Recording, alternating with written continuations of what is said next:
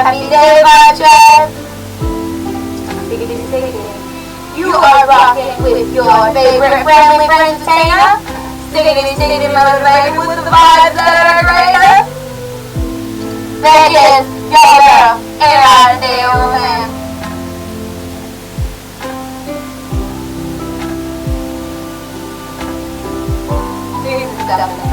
Alright, so today we're going to start off our read.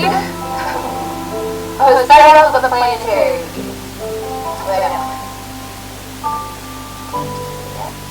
Start with reading planetary energy. I would like to send you some notifications.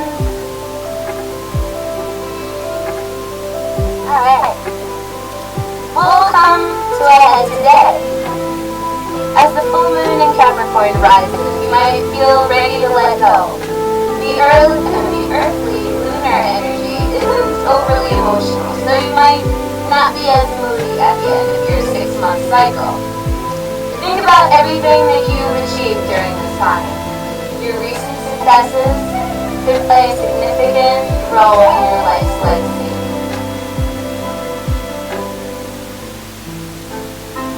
Stiggity, stiggity.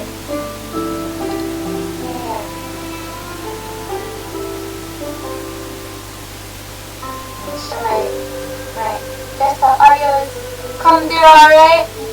I know within some previous episodes there may have been some static within the broadcast, some static within the stream audio, and that is stiggity stiggity. It's not neither here nor there.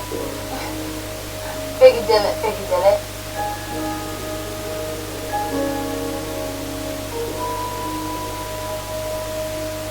The quote of the day. I never lose sight of the fact that just being is fun.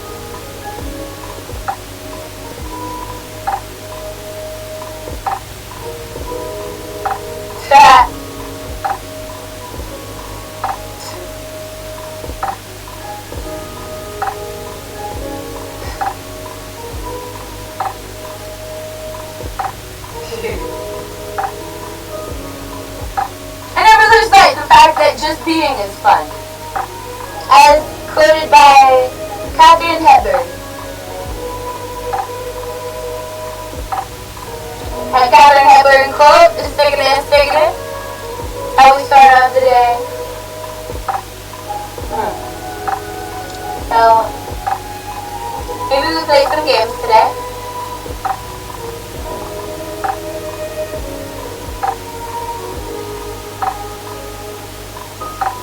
There has been some games that we have not played.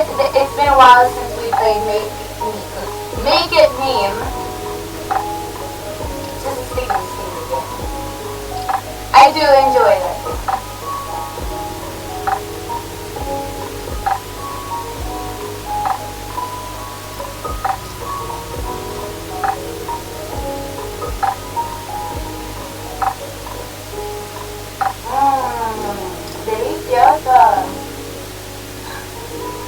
I wonder if there's a Dora the Explorer game.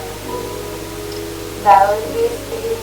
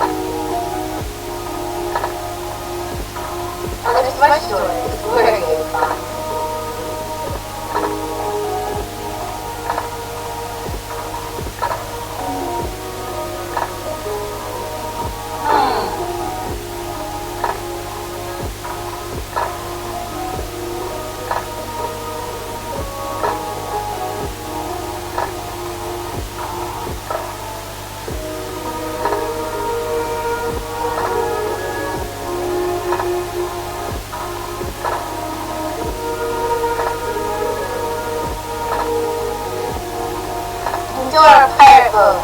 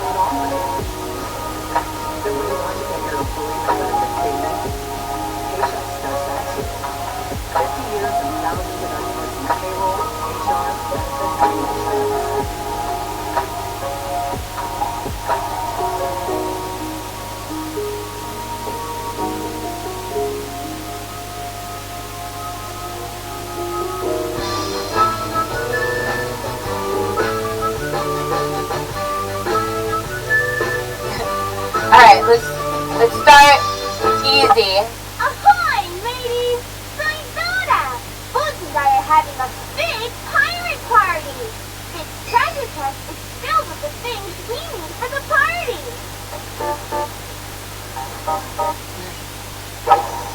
You'll never find it now. Oh no! Sweepers wiped our treasure! Oh no! Let's find the treasure in time for the pirate party? Great!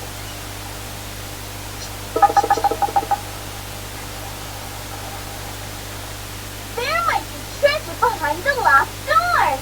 To open the doors, you'll need to catch Toolstar. Toolstar has the key to open any door. Look out for the pirate piggies. You've got to collect the treasure before they do. They love treasure. Come on, Vamonos! Vamonos! Coins! Okay! Great treasure hunting! Yay! Downstairs! Muy bien! Muy bien! You're a good pirate! Look, the pirate piggy's trying to get the treasure! Oh no! Quick! Catch Toolstar! Great! Muy bien!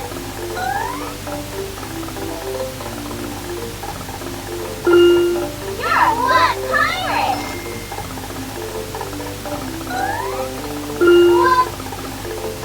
What? Catch Toolstar! Great! Now go to the door! Toolstar! Upstairs! Muy bien! Muy bien! You're a good pirate!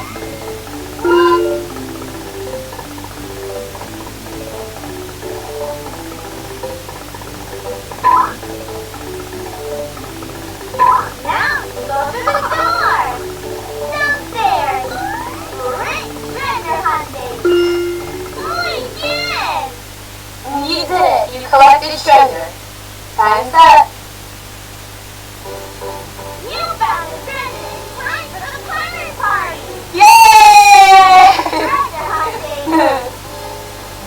You collected 50.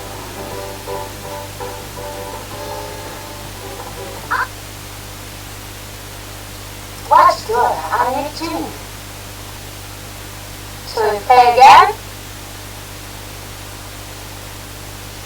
Should we play another Dora the Explorer game?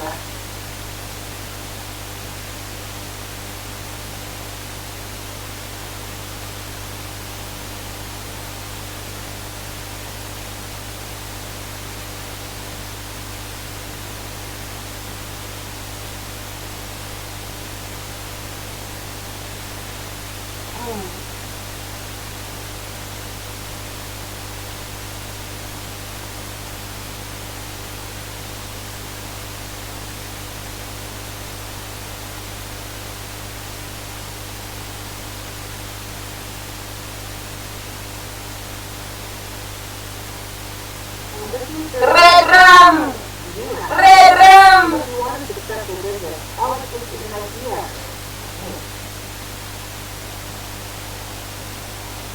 I like required is an idea. Let's play. You're it. Hola, soy Dora.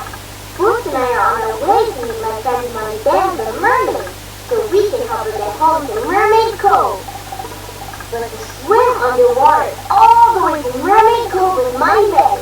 We'll have to use my magic mermaid necklace to transform into Dora the mermaid and Boots the sea monkey. Mira, my necklace is glowing. Click on it and say Transformate. Transformate. Transformate. I'm a mermaid, una sirena. And look at Boots, he's a super fast sea monkey. He's swimming ahead to Muddy Bend. We have to get through the octopus's garden, catch up to sea monkey Boots, and meet Muddy Bend. Then we need to go through the ocean rocks, and that's how we'll get to Mermaid Cove. Will you help us? Great! Follow us! Let's go! Press the up and down arrow keys on the keyboard to move me up and down. Press the forward arrow key to make me go faster. Press the space bar to make it underwater waves to keep away pinky lobsters or move rocks that are blocking our way. And look for sparkly sea gems and starfish along the way. Swim over to them to collect them. You can see how many you've collected here. Are you ready to get started? Great! Here we go! Starfish! Swim over to them! Mira, a sea gem! Lobster! Langosta! Great job! Watch out! Press the space bar to send an underwater wave to keep the lobsters away! A bubble geyser! That will push us up!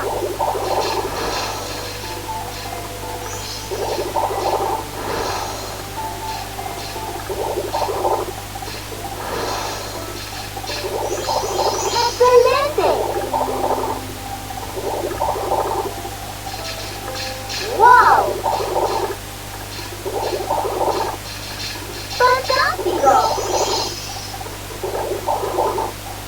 That's amazing!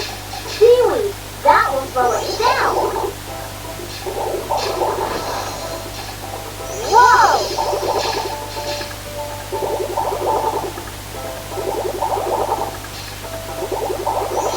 Great job!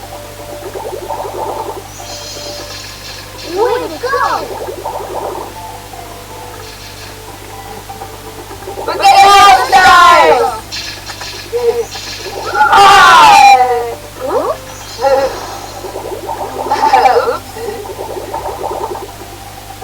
Got it! Oops!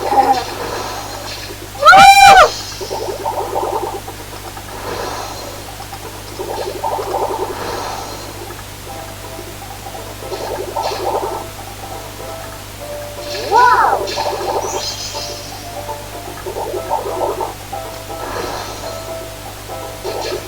Whoa! Whoa!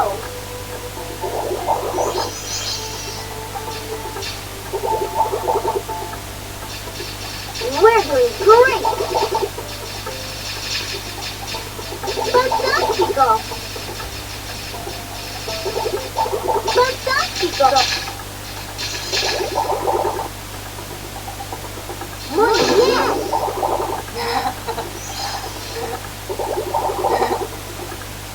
Fantastico!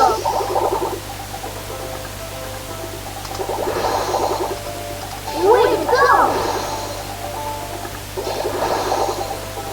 Got it!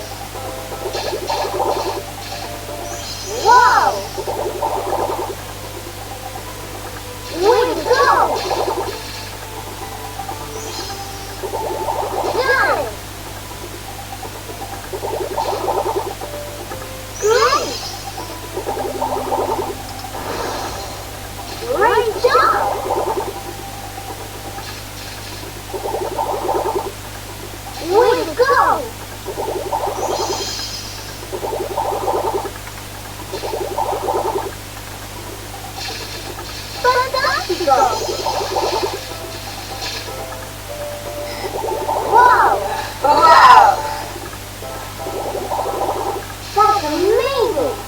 Mira, I can see boots in my bed.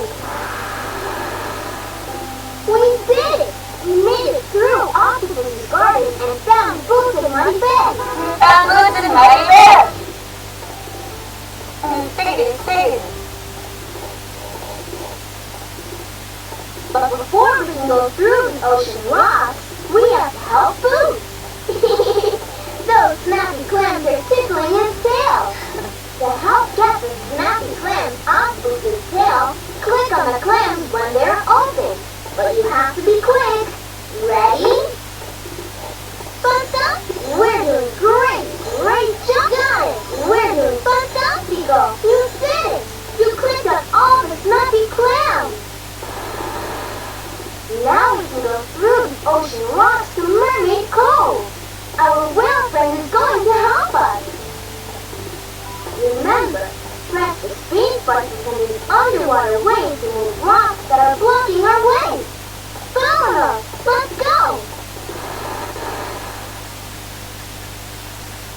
Uh-oh, a whirlpool. Use the arrow keys to move me up and down. Excelente. A water current. It'll make us go faster.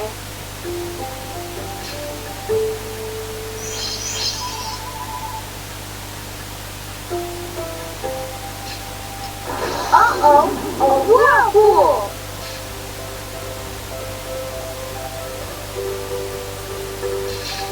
Press the space button to send it underwater wave.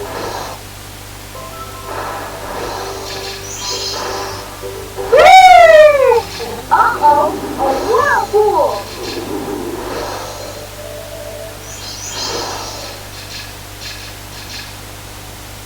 Muy bien!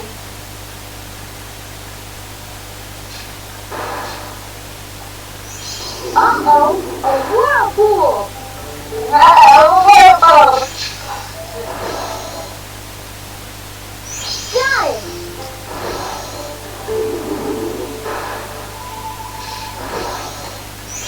We're doing great!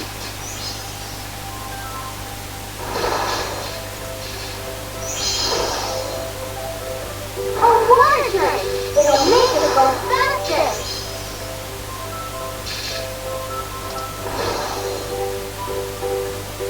Fantastico!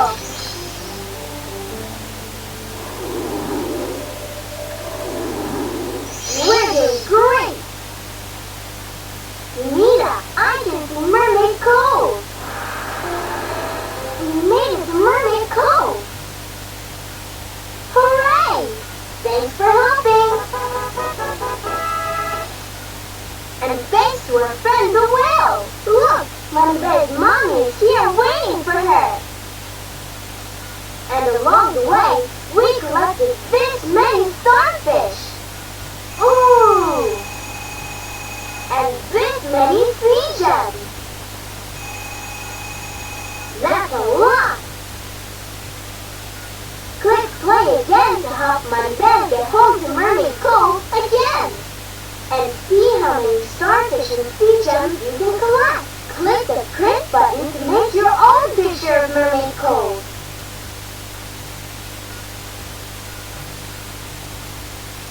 Shall we? Play another game. That was a fun game.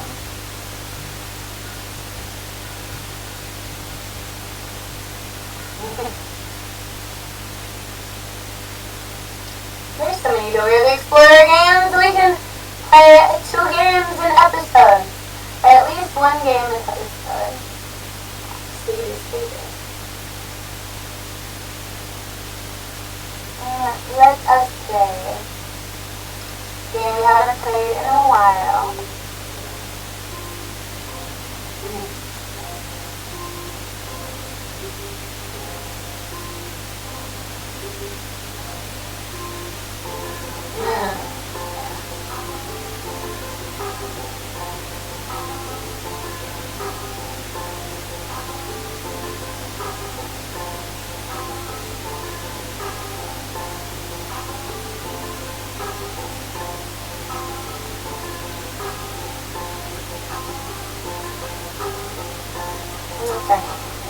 Yo, Sonic.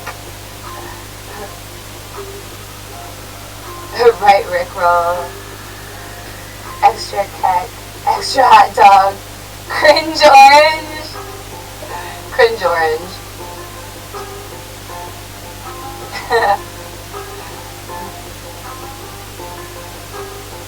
Alright. Basic Doge. Red meme. Oh, great mustache. Phil's great mustache. First cat. Bag slug. Whoa, cat.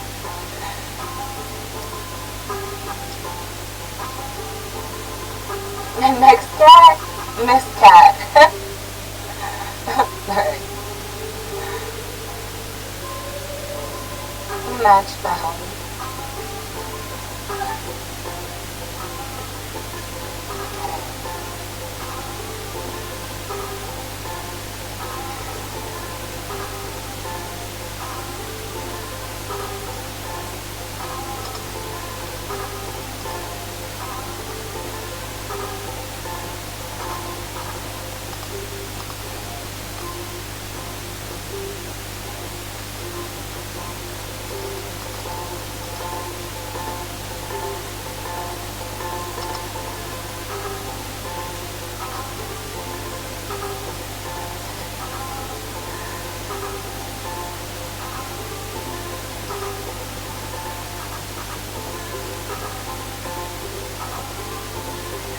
Babe, that should have been on the phone in front of you, babe.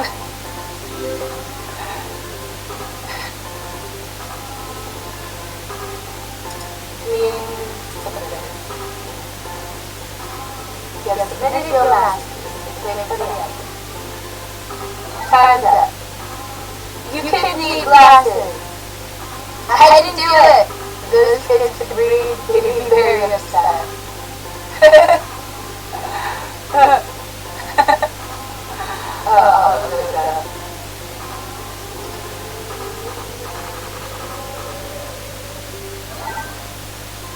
When I'm with my friends, when I'm at home.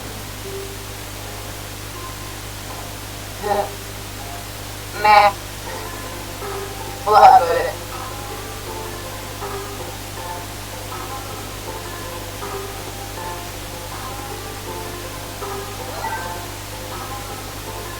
When you won 13 rounds of Fortnite. Seriously.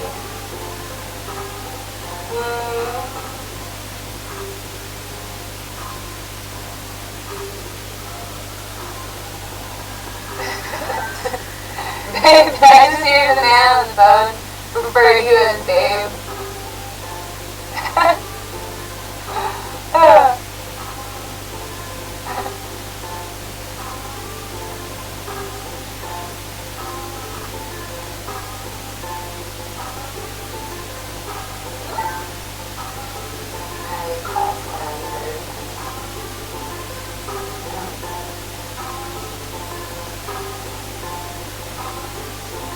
Glass clowns likely. That sounds like it. What? The boys! The boys! Boys back in town!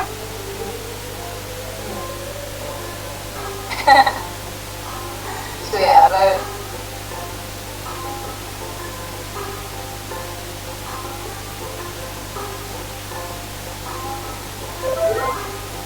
me, whenever I was late for class, and Puss in Boots with the teacher, and the boys.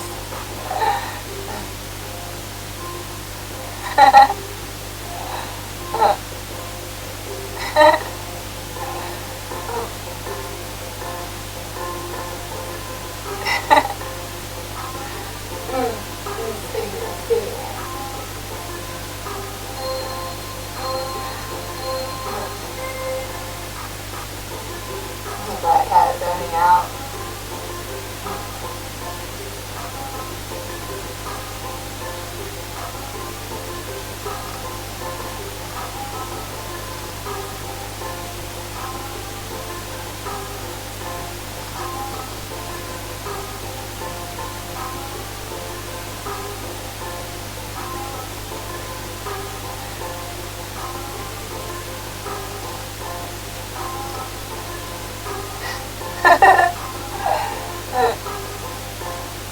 Perfect. I think it is trying to communicate. Blah, blah, blah. Perfect.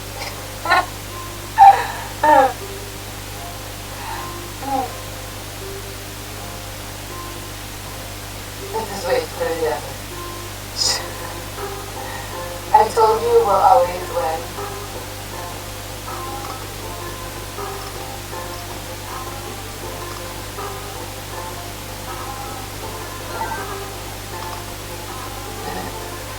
When your mom doesn't let you buy that one toy. I told you! I will win forever! Shut! No, you shut! I told you I will win forever! How about you shut? How about you?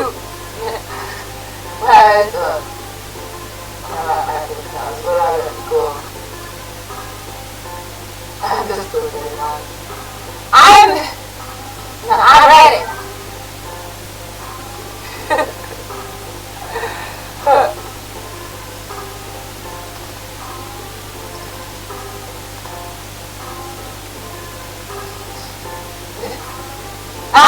I'm ready. MBT air. This is where you bring it.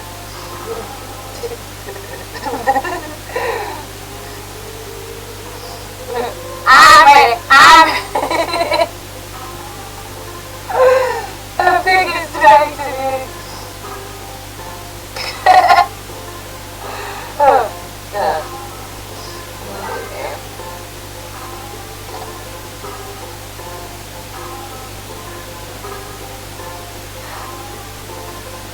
When you know what 2 plus 2 is, I'm big brain. Upper. That was upper.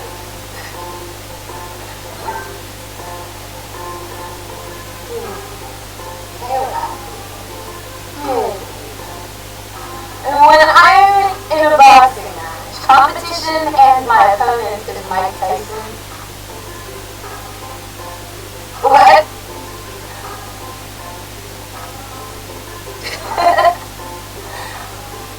When I see someone, I don't like.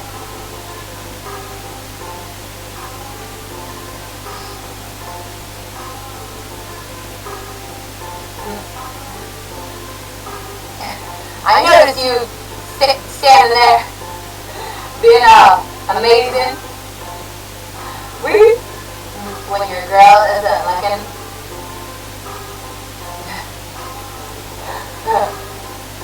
When you grab the water jug and chuck it.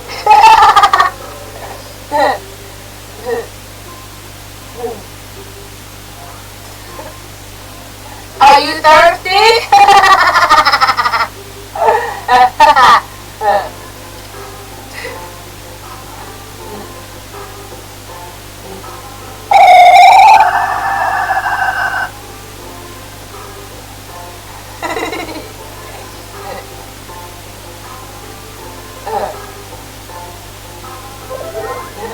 I think it is trying to communicate.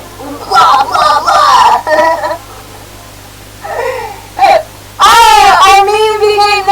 Meme number 1.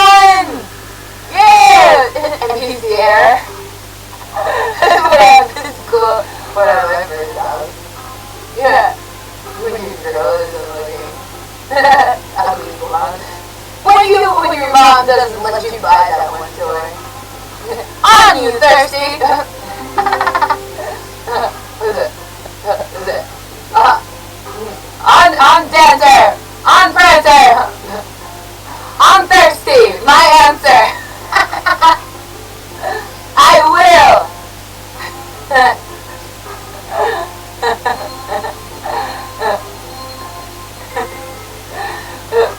Barbie, do you guys ever think about dying?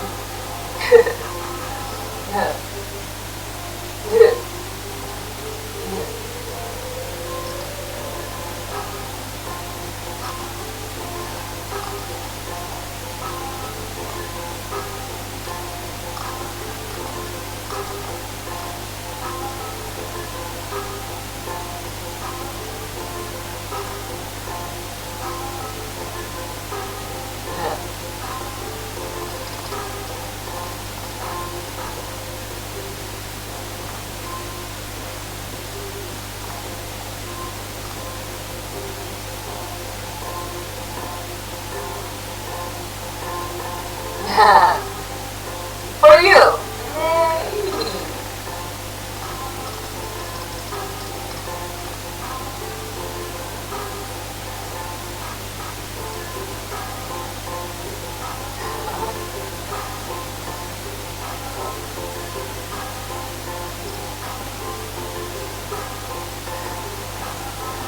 You ever wonder what an ugly... Oh, no, is it?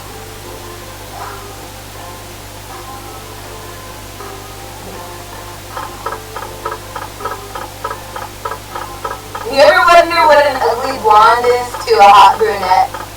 Amazing. The silence speaks for herself. Silence is gold.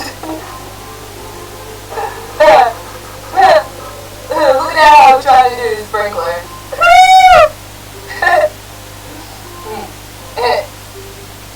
Or is that Hope being the sprinkler? Look at that Hope being the sprinkler. What McDonald's says their ice cream machine is broken. I guess I'm gonna have to beat up an ugly blonde.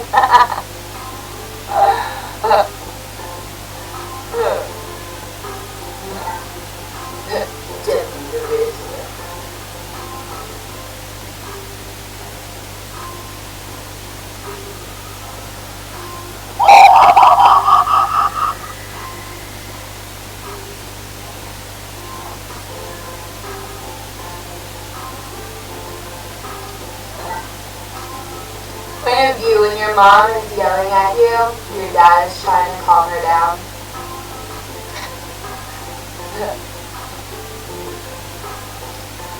Oh, love for AI now.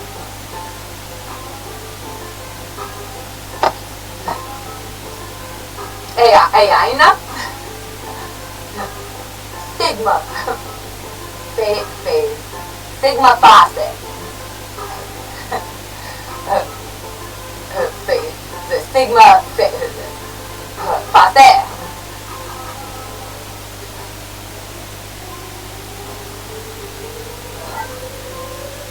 Before you love, during love. You must know during love, so you know love lost. How are you going to grieve if you don't know love lost? Oh. During love, you shall remain within the know. Yeah, thirsty motherfucker. Watch this. Oh, I'm too rich to understand grieving. My friend after getting a 20% of an outfit. Me trying to make him feel better. This is what you look like before you die. I'm sorry, this is what you don't look like before you die.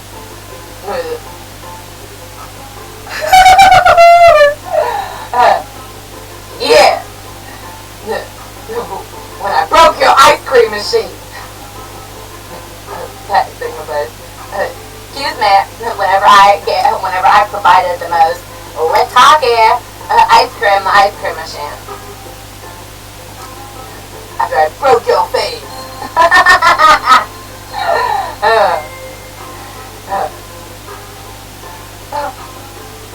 Oh no! Don't touch my thoughts. Don't touch my thoughts. This is free speech, bitch.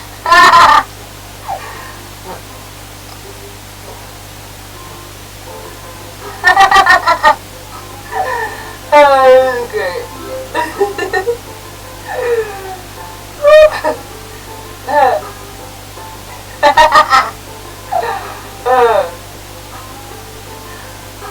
America.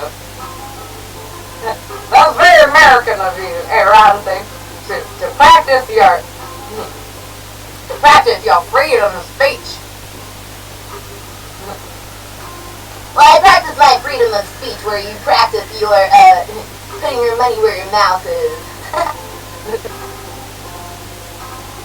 Did you know that reverse psychology? Yeah, it's reverse rhetoric. It's,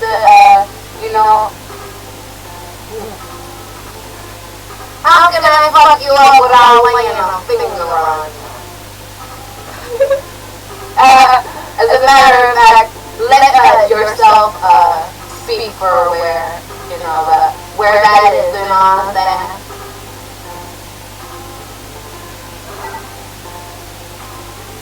Me getting called to the front of the calls. Is this a phone center?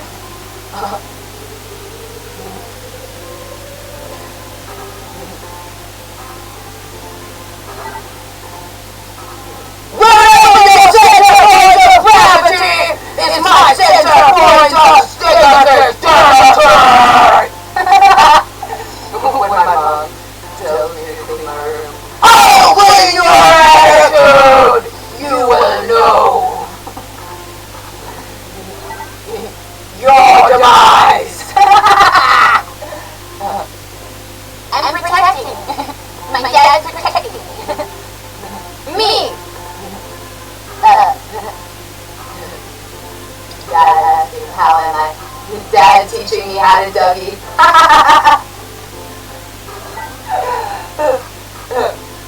The ice cream machine is broken. No, I think your blonde follicles are unfollicalizing. It is due to the beer in your hair. I'm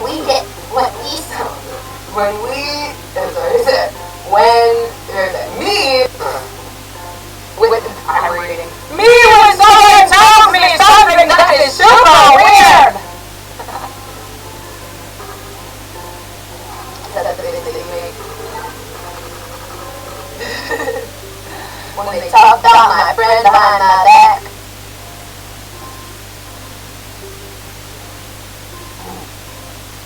I have my gun suppression earbuds on. I will not hear whenever I pull the trigger. Be in your life. Ah, nice Twitter finger. You know, I like it when you try the Twitter finger. Me. It's like nobody in California.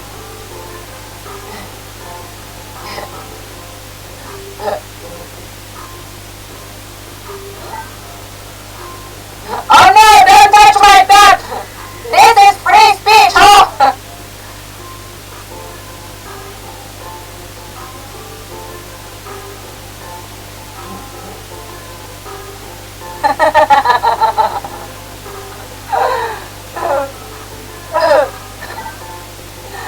Dad is proud of me for that one. Me on Monday, who had 1 hour of sleep. My English teacher yapping about her life story. Nicolas Cage!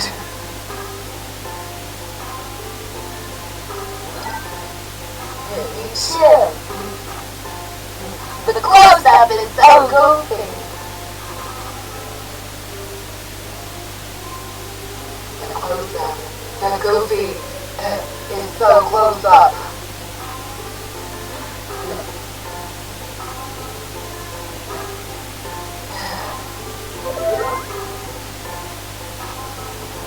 Me getting calls to the front of the calls. The priority caller. Call what?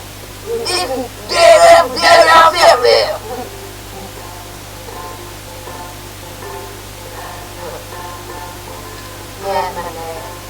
Still had 1 hour of sleep.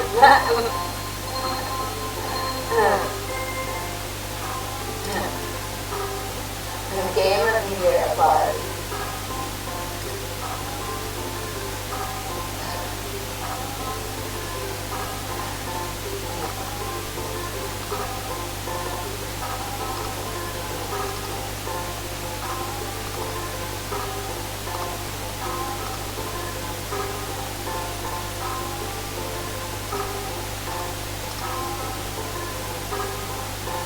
I need your advice before fingers have an opinion.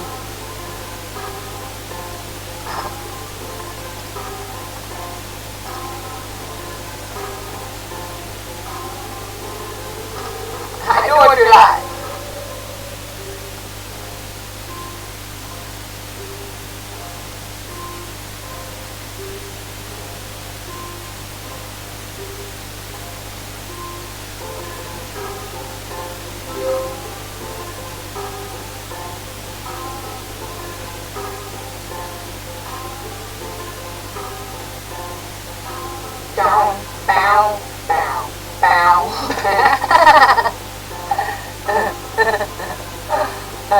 Them damn autistic kids in their routine, their routine fapping shows. Yeah, one of my least favorite pastimes is watching them damn fapping shows. I hate them damn fapping shows.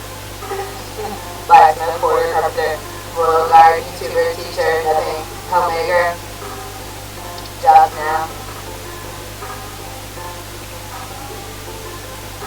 Homemaker, YouTuber. Me when I don't get something. I don't know if my cock understands your make it meme reference.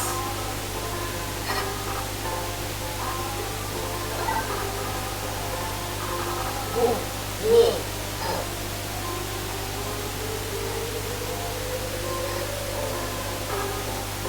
What am I? Me when I don't sleep. Me wienering as you sleep. I'm wienering as you sleep. the turkey ice cream people when you grab the actual ice cream cone.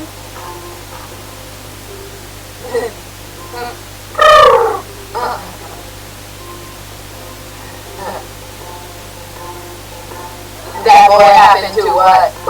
That boy happened to what? What happened to wrestling competition?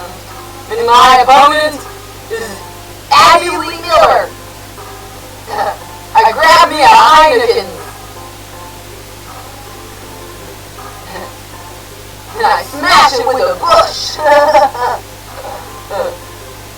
Me on my way to help my mom lift the grocery bags. This is when you throw it on it, you throw it on it. Throw it on it, you're thirsty, and now you're thirsty, here's your grocery bag, you throw. I named your demise before your Twitter fingers had an opinion. Where did that leak from? Did that leak from a click? Where in the world did that leak come from? At you like you like. This is a good one. This is a good one. Party time! What, you think I made this? So I keep this around? No, I made this to prove a point.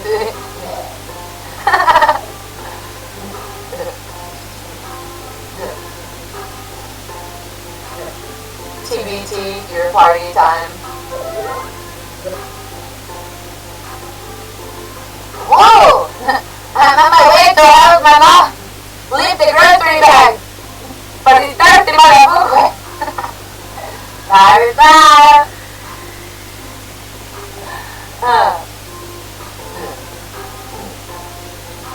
Gobble gobble. Google Google.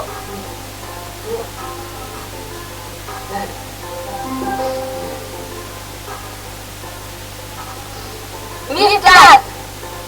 Music.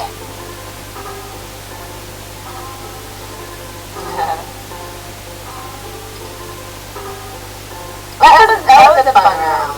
Shall we play them again? Make me. Mitch McConnell freezes up.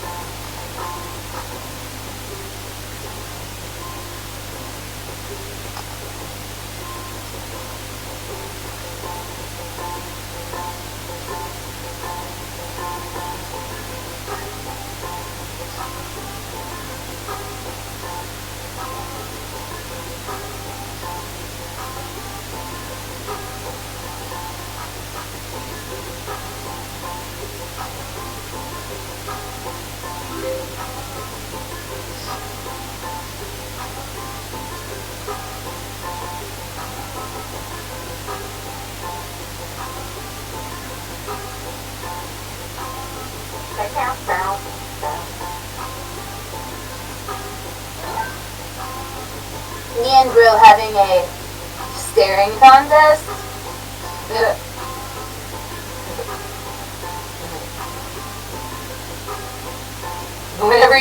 Whenever you don't touch chat, so you can measure the weirdness of society.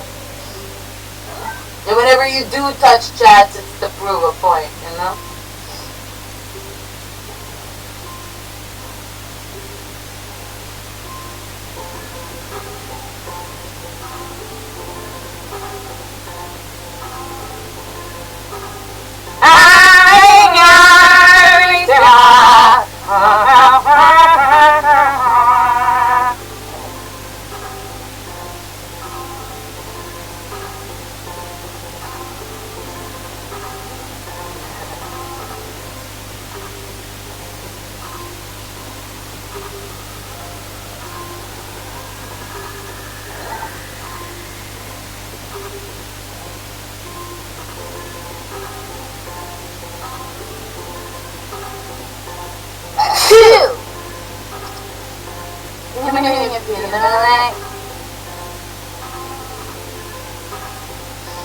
I just don't want to let go! I don't want to let go!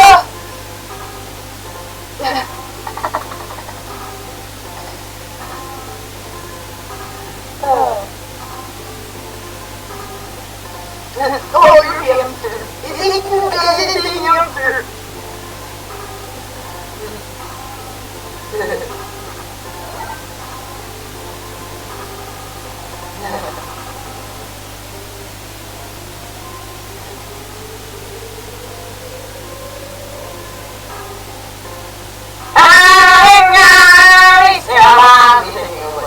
My wife.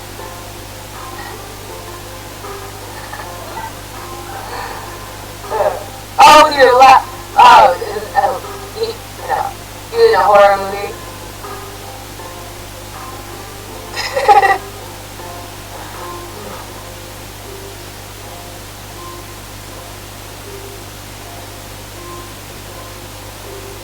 Ridiculous.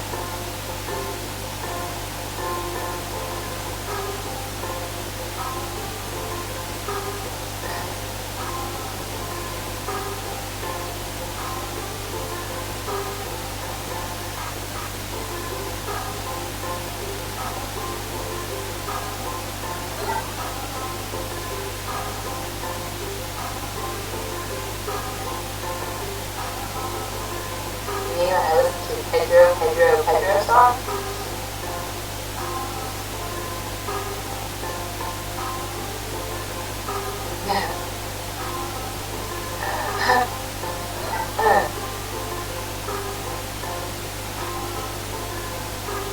Me and the taxi driver does not unlock the door, and you know what he was trying to do.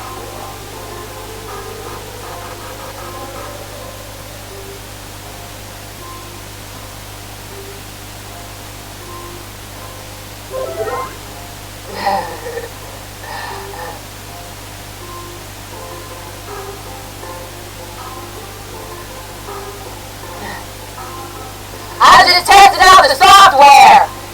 I was testing out the software! Don't touch the stove! I'm testing out software! I'm testing out software!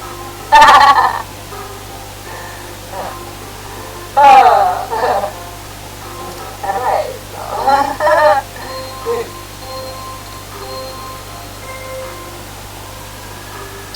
John Silver swimming to Anna today.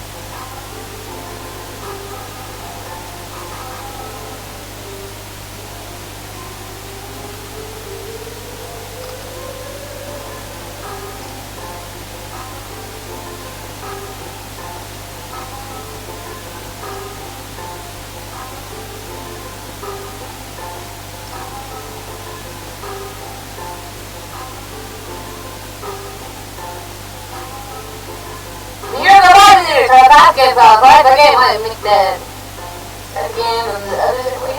Okay. Definite code. Definitely precursor.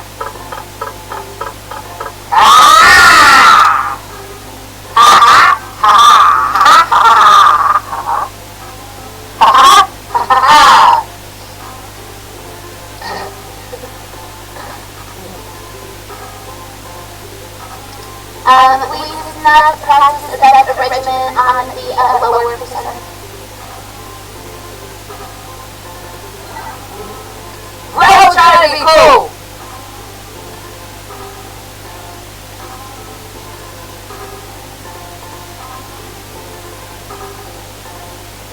Lectures for today.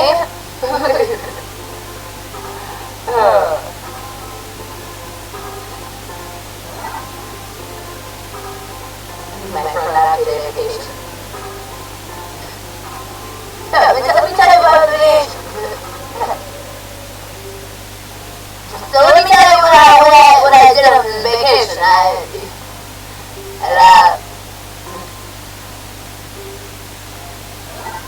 shared some software to the consumer animals. Oh, you're such a consumer animal.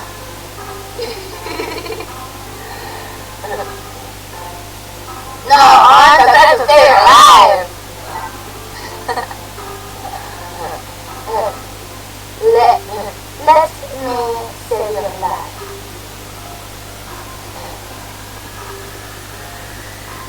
First, let me think you down the line before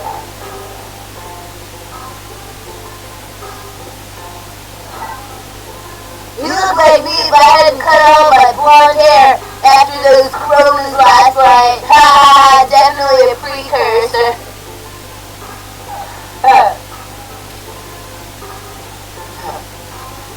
Why, you think I name it Wuhan so you could friggin' Wuhan your fucking Twitter fingers every goddamn night and fucking watch me fucking, watch you fucking jerk your goddamn credit card here, boy? I think I fucking named it goddamn Wuhan so you fucking know what the fuck I did to you whenever you fucking pissed me off that one time on the internet when fucking incessantly fucking, trolling fucking sorry-ass fucking internet software, boy. That's what you fucking did. That's what we did.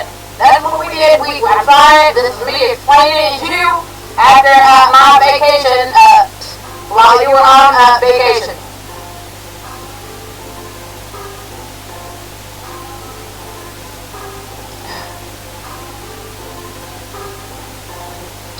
How about you place your money where I'm gonna place my Corona? Is this just another one of those internet softwares?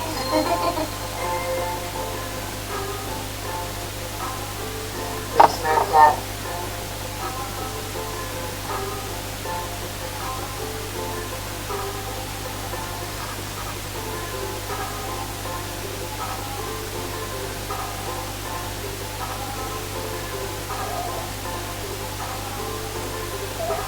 Shit.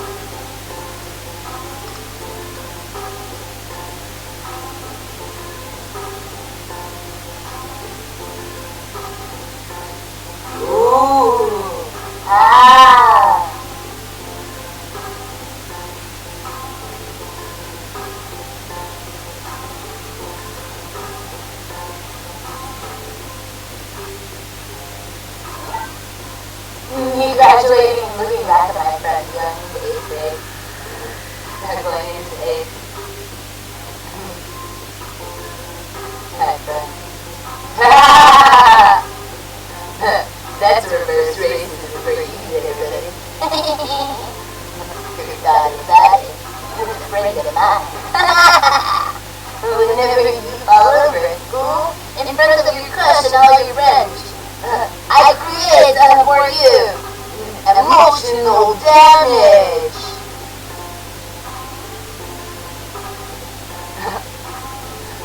Is this war? I forgot how to... I didn't forget how to measure emotion. How do you measure your emotions?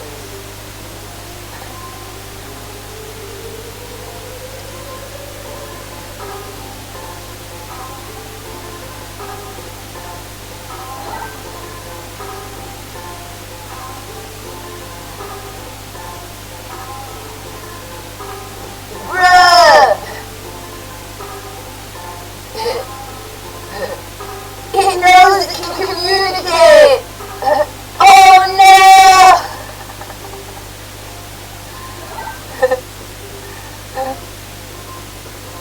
A creature that knows what you're thinking at all times. The rare manhood in mushroom form.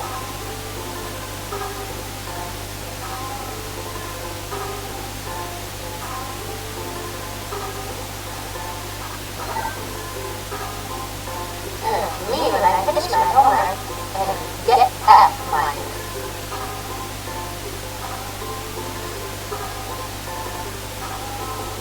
In time, boys, in time.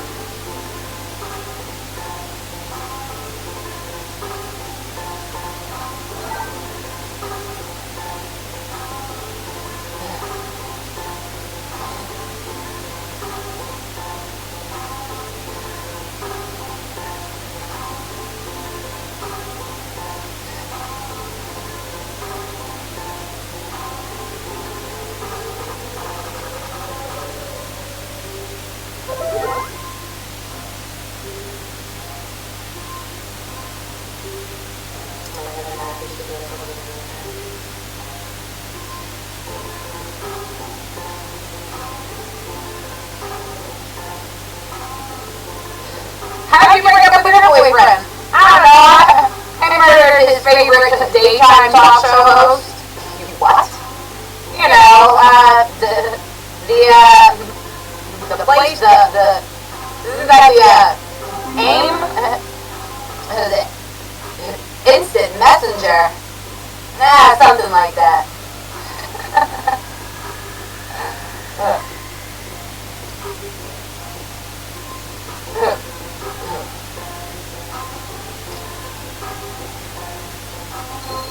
Softwares and then life-size Barbie dummies.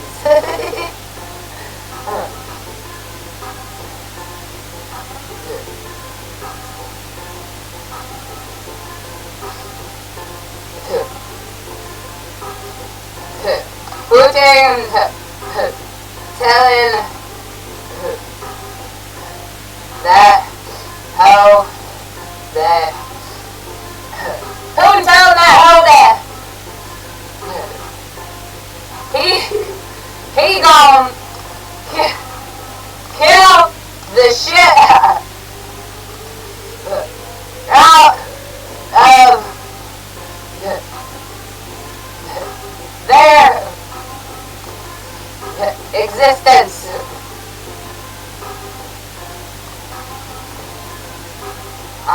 Existence. Putin telling that hoe that he gonna kill the shit out of their existence. Right.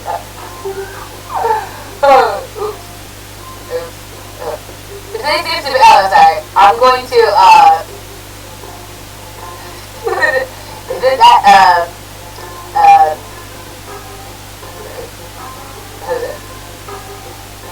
putting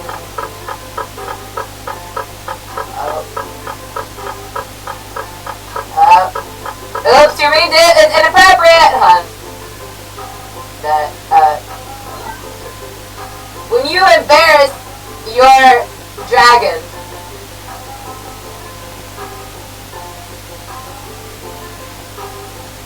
embarrass your make it meme. When you embarrass your make it meme.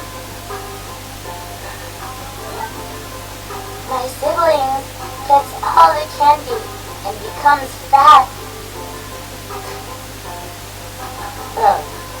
Fat as in fat as in consistent online viewership and Twitter fingers. Ball, kid, ball! Didn't I tell you you were only allowed to have 2 kids? As a matter of fact, you're only allowed to have true kids. These kids are fake. Passé.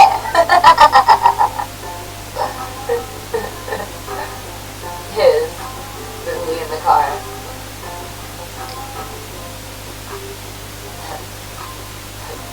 His loss. Me in the car, knowing what's about to happen in the movie. I'm pretty sure this movie's about to be canceled. And I'm just sleeping in the dark, guessing. As I am testing, my mom woke me up, by the way. As I'm testing the forces of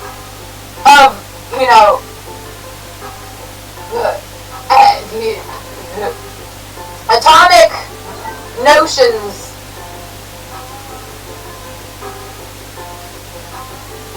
Io.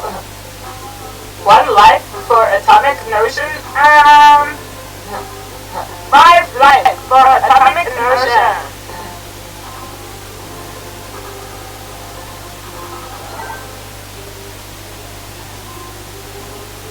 Me and my bestie say that we're going to the mall. You know what I say? Go to the mall, sir. Go to the mall. Me and my brother go to the mall because you know what I'm saying. Twitter figures, you know what I'm saying. It's sleeping in the dark, you know what I'm saying.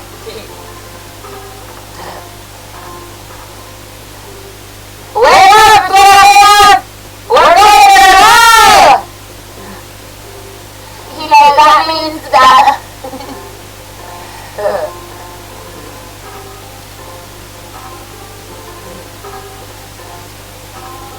You must be safe and secure in your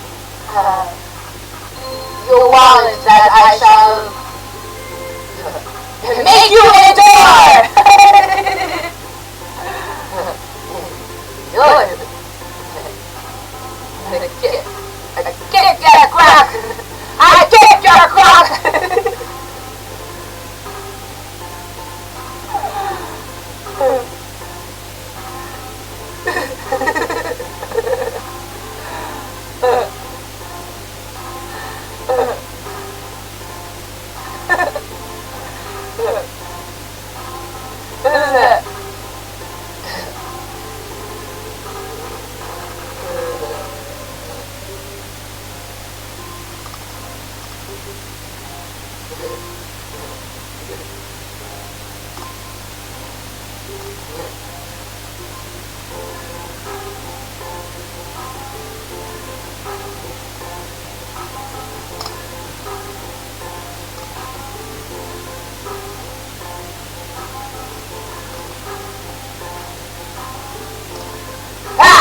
Take that!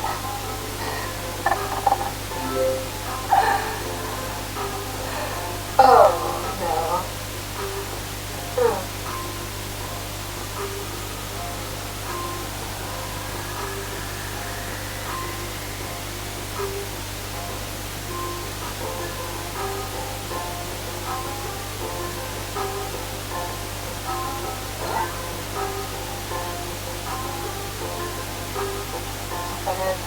We saw movie day at school.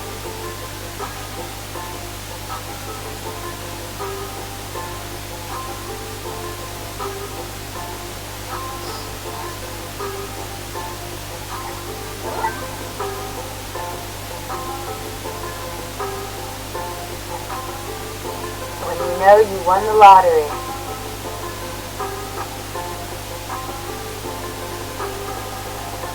Is that whenever you say what everybody else was like wanting to say? Or hoping that somebody would say, and then you say it, and then that's how they're the face of over 100,000 people. I feel good, man, real good. Hashtag freaking Baltimore. Baltimore.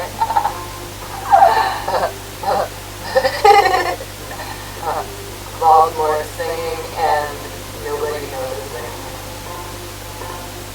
Ah!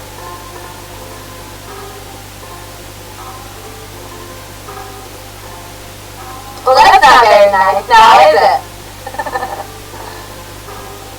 Stigma, stigma.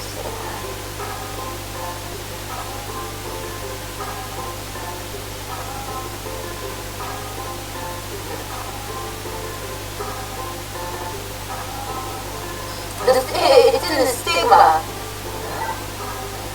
Kapow! Look at that! Me kicking the crap out of me kicking the crap out of the Dundee crocodile Dundee out of existence.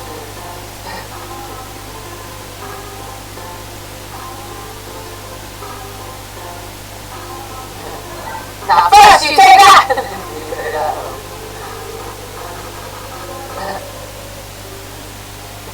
Tell Dundee to stop scratching his nuts.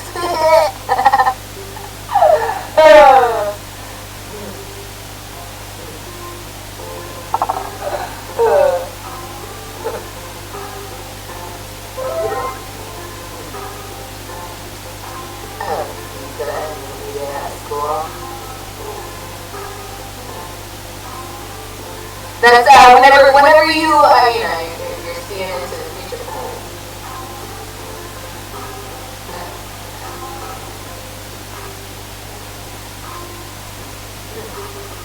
My favorite show is the non-cancelable one.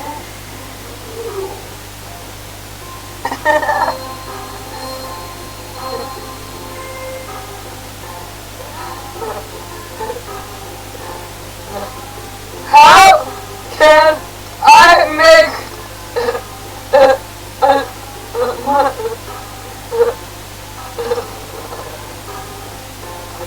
how can I make a big untouchable? How can I make a fake untouchable?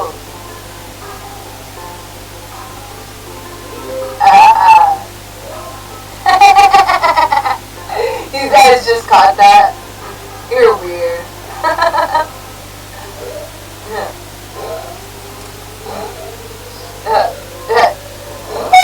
Go, who are the music? Go, who are the bitch?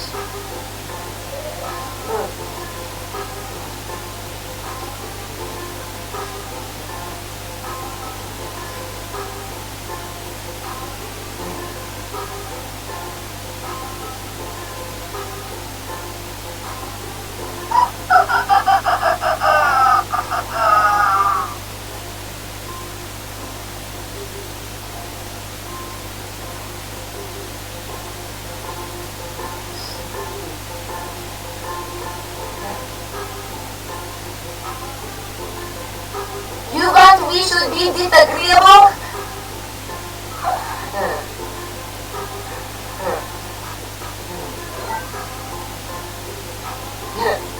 When being second to place in Fortnite.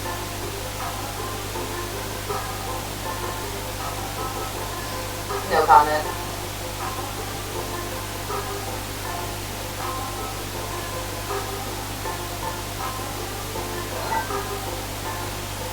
Me when I get slapped by my bro. Emotional damage. Every time you twit a finger. Every time you twit a finger.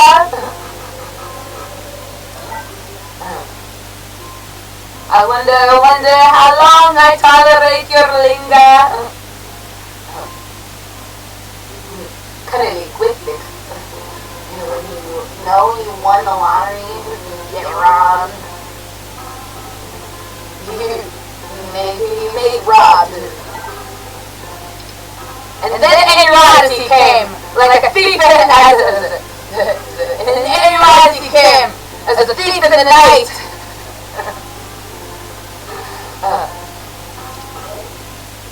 Oh man!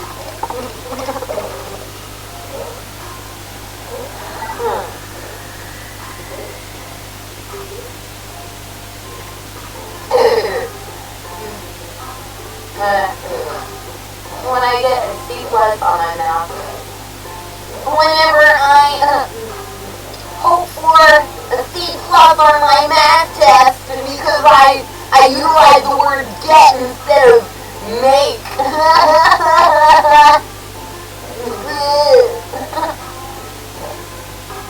All the men, whenever I emasculate them, well, I was not realizing that I was being demasculated, but where's my card? Demasculate me some more, please. My God. Me trying not to kill them all.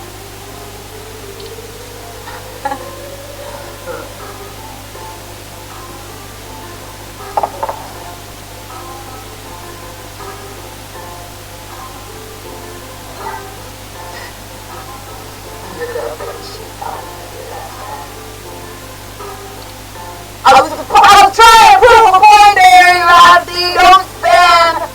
I was spamming spam. I was spamming fish. I was spamming fish. LOL. Yesterday.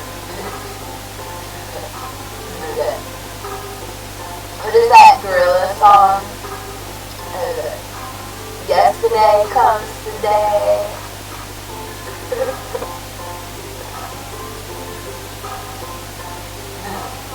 Yes, let me utilize my math equations and be in second place in Fortnite.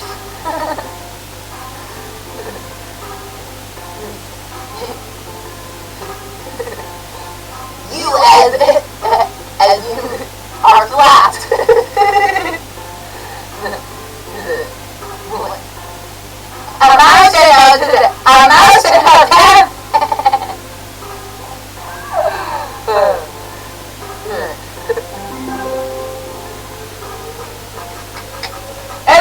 That was emotional fulfillment for your other thing.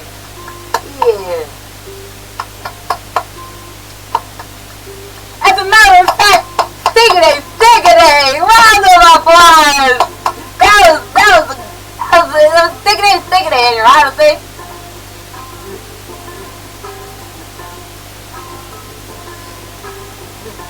We really stuck it to him, man, your honesty.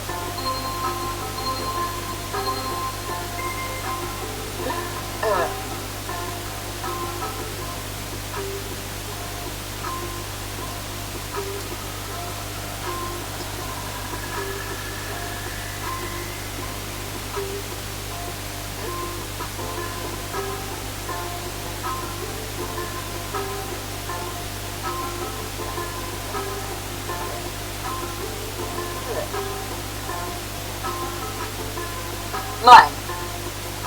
Me. Mine. Me.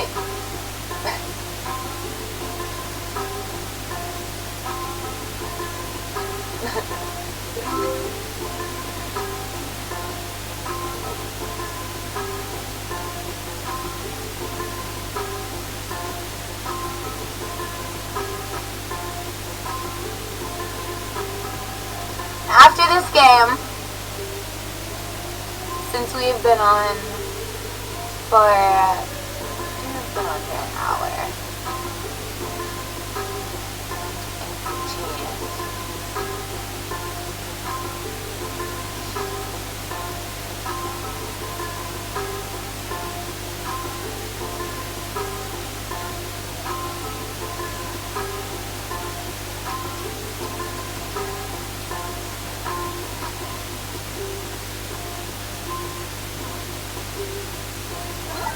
I can't wait to go to eat for the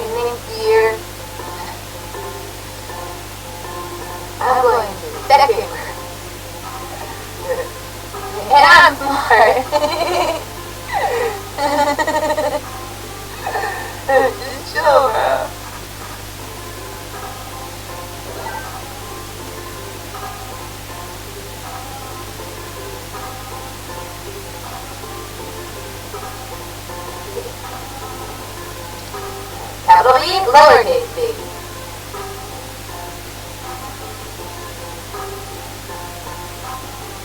Notice these guns.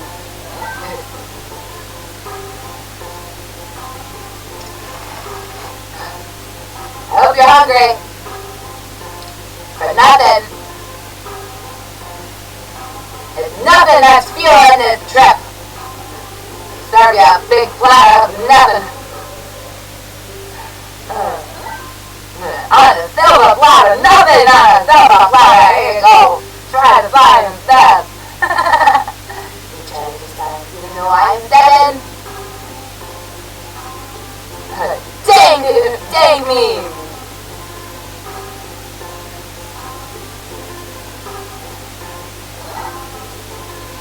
Me, mine. Mine, me. Me, mine.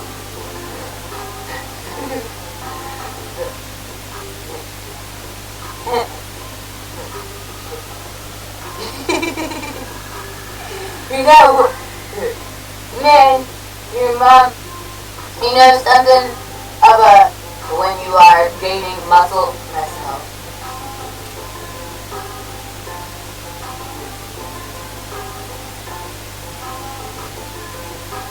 That was so funny, I almost forgot to laugh.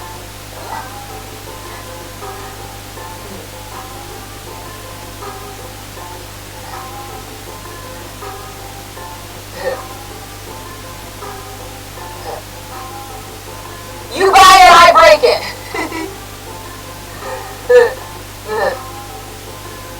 Isn't that how this works? I try to act cool when I get a bad word. Did that mean I was about to just call you babe? Not cool. I tried it.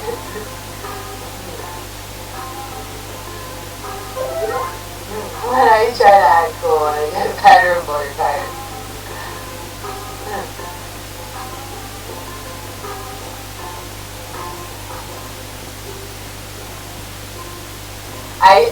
I noticed there was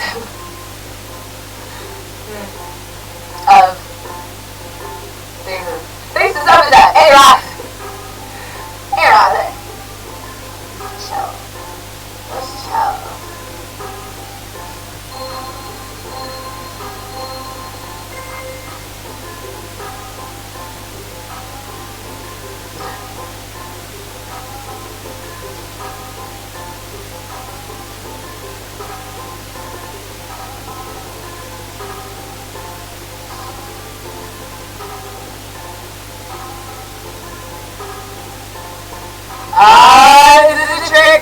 This is a trick question.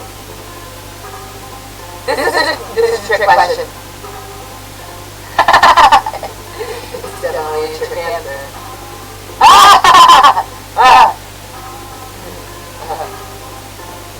Wait.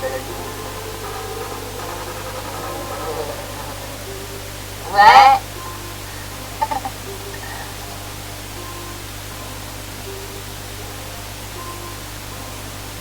Trick answer.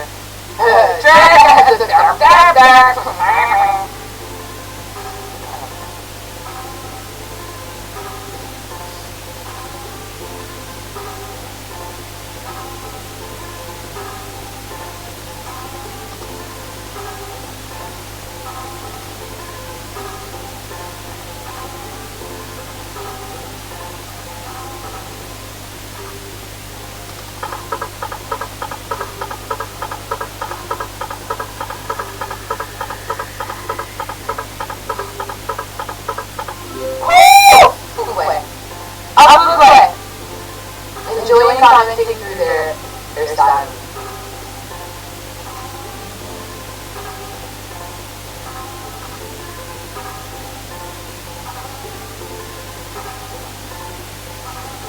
Oh.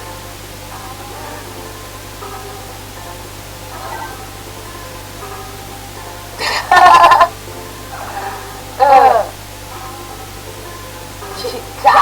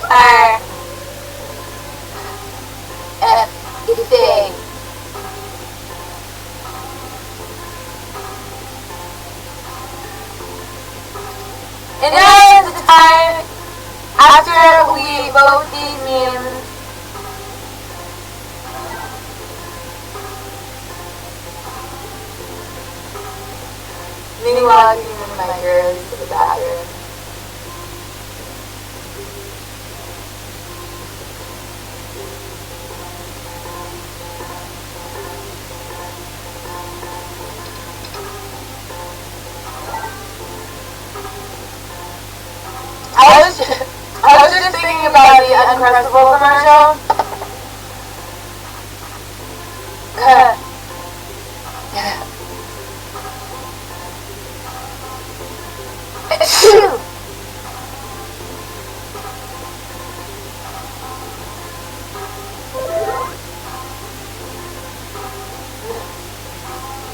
Lunchables.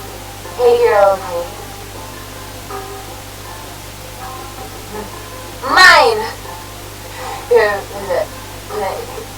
Canary in the coal mine.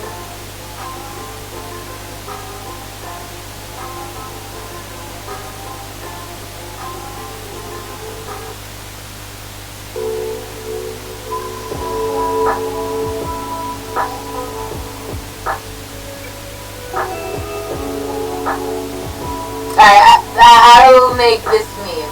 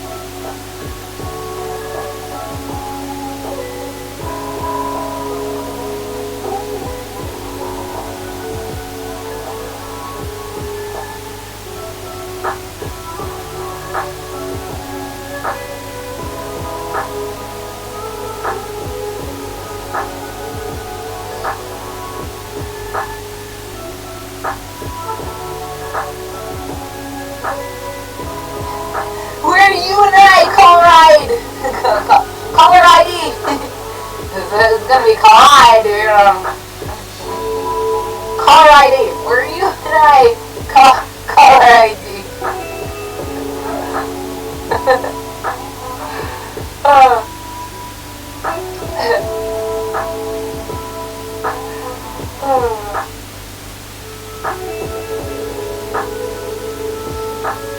Look at one kid thinks he looks like hot.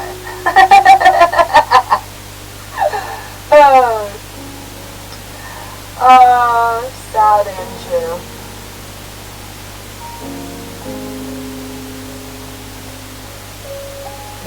Five-year-old me when Grandpa let me sit in his lap and try.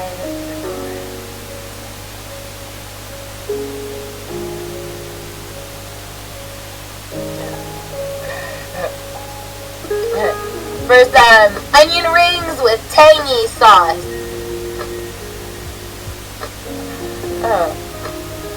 10-year-old me, 14-year-old me.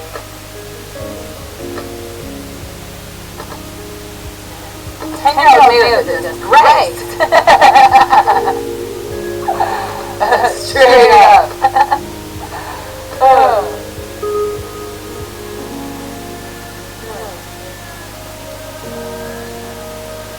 5-year-old me when my grandpa let me sit in his lap and drive the car.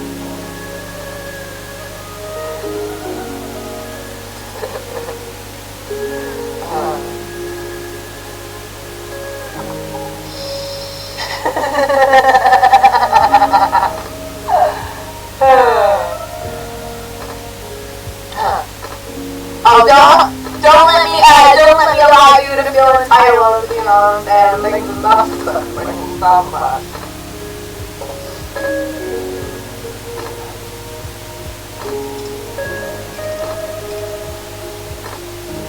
See it. And now we read some news.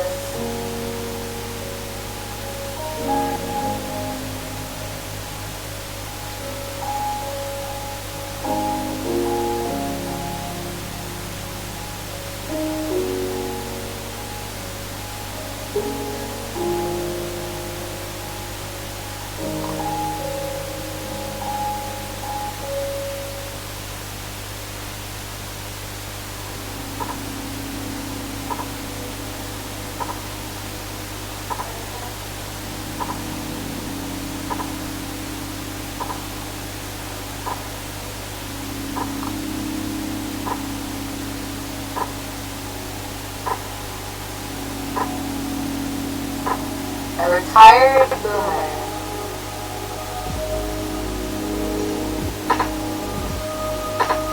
Moved from the U.S. to Costa Rica, said it's horribly incorrect to assume life in Central America is much cheaper.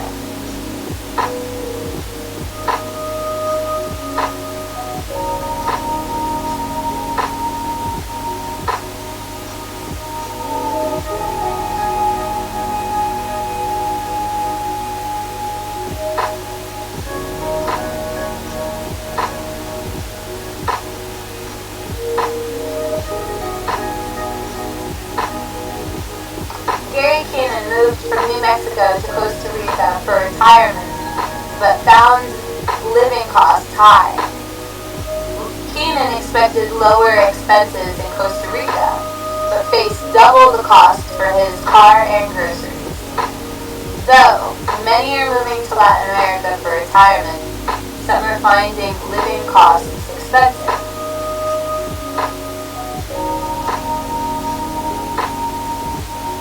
Gary Keenan moved from New Mexico to the Central Valley of Costa Rica 9 years ago for his retirement after selling a company and finalizing a divorce. Little did he know that a decade later, prices for daily expenses would often double what he paid in the U.S.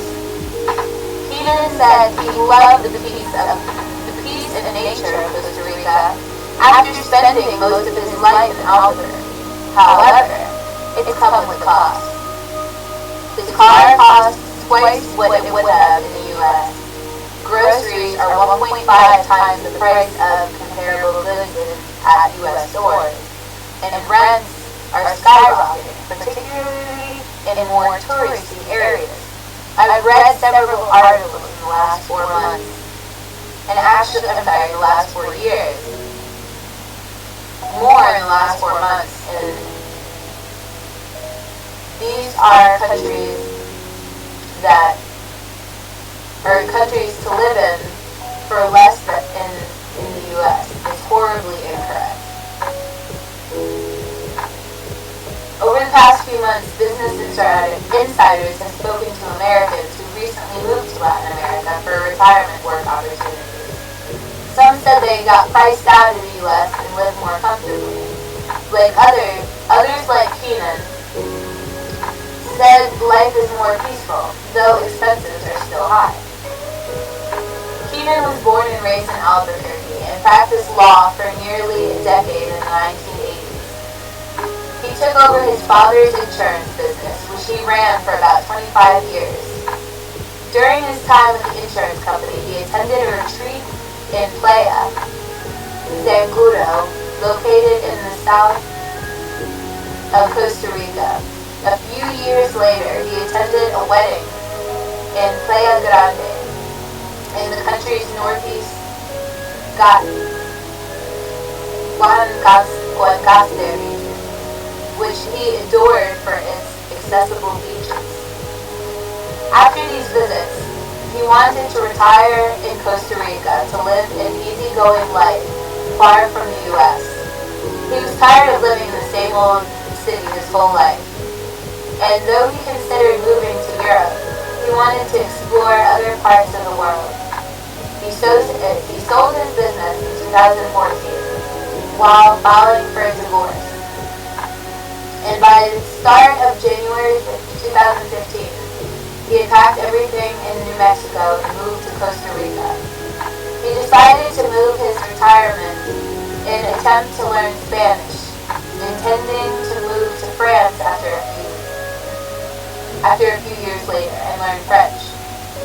I discovered that neither my desire nor my aptitude was sufficient to allow me to learn Spanish in 3 years. He said, in that time, I also met a woman who I am still involved with, so that nipped moving to France in the bud. He knew San Jose would be less touristy than Guanacaste or other beach areas.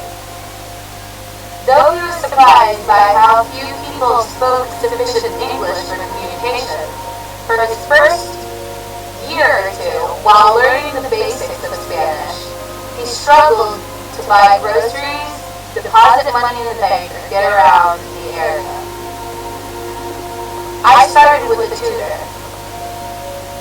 Went to her for a year and a half, but realized that although I was learning a lot of verbs and their conjunctuations, I was still not able to understand a word of Spanish spoken by the locals. Keegan said, if you're lucky enough to understand Spanish, as a general rule, you're still going to have issues because they drop syllables and speak very fast. After a decade in Costa Rica, he still hasn't mastered Spanish, nor has he picked up a lot of new vocabulary.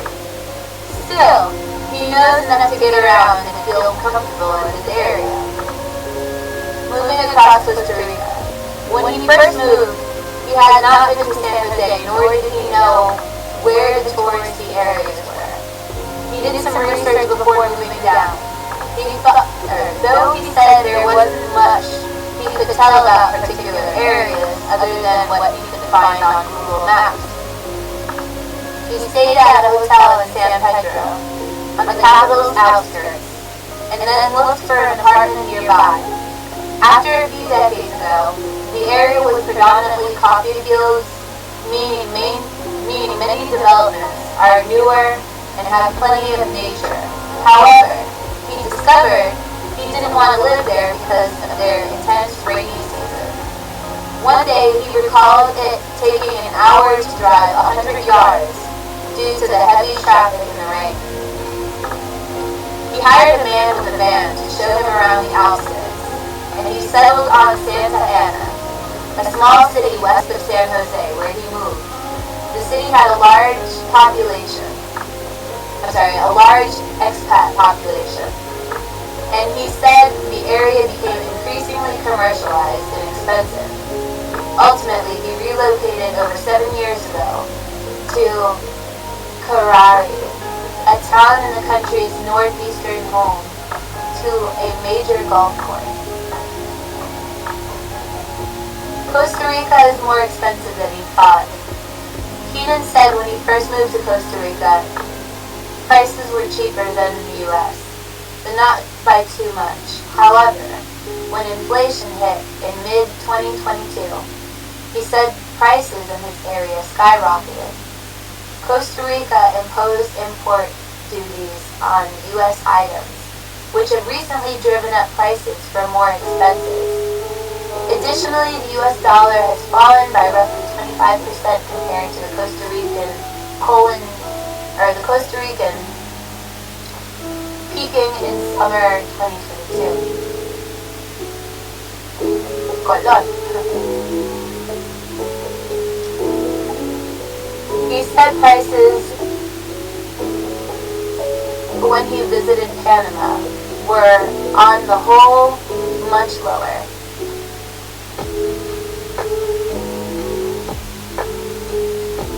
Keenan said this is most apparent with food prices. For instance, the cheapest cuts of beef at his local grocery store are roughly $5.50 a pound. Steaks, many of which are imported from Argentina, come in at about $17 per pound. Packaged goods, as well as imported fruits and vegetables, are also higher. In early 2023, he bought a car in Costa Rica for about $34,000, which the Kelly Blue Book listed as between $16,000 and $18,000 in the U.S. Though he could have shipped a car from the U.S., he was worried about the transportation costs and what would have happened if he needed a new car part only to be found in the U.S. He never bought a house, as he said the process can take years in Costa Rica. His first condo was about $1,000 a month, while his current apartment is $1,500 a month, which he said was a good deal, as he already knew the landlord. He said that while rents in general are comparable to or cheaper than the U.S., prices can vary greatly depending on the area.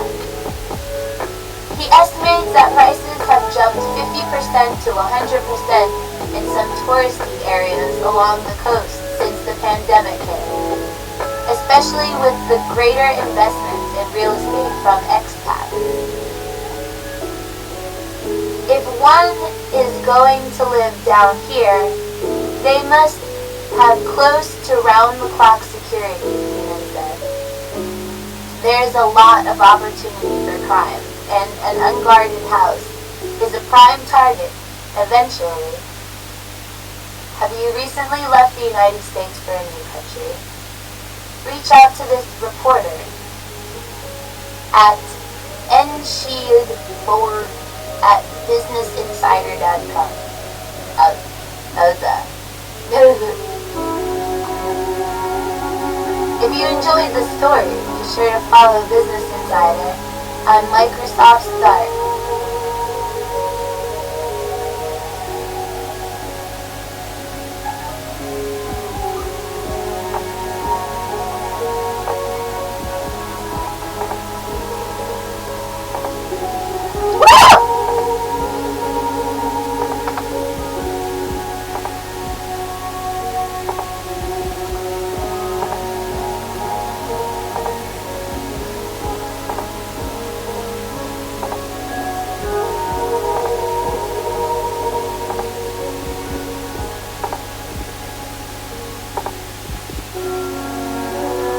Wall Street legend warning, strange day.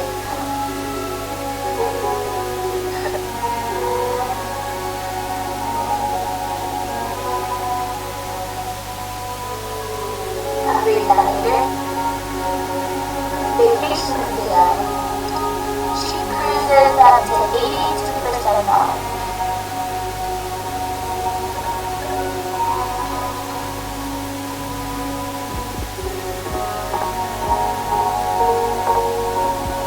Are you looking for a cruise at an unbelievably low price? Since 1984, Vacations to Go has helped more than 8 million travelers save hundreds of millions of dollars on discount cruises. Our world-famous 90-day ticker is a complete listing of last-minute cruises at the world's best cruise line. If you see a cruise there that interests you, don't delay. Average availability is less than 7 days, and then cruises sell out within hours of listing. If you prefer to book further in advance, and we have a specific cruise in mind,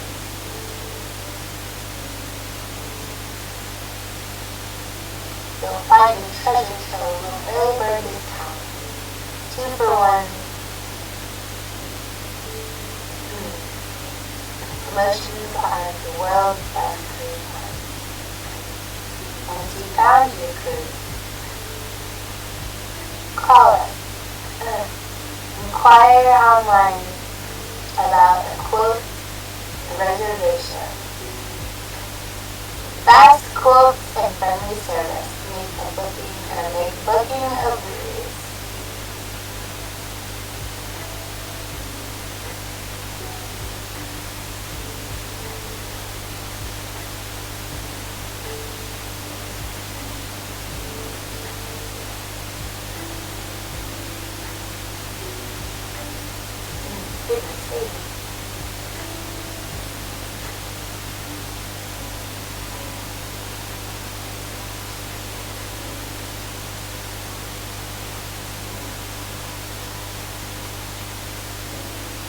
So,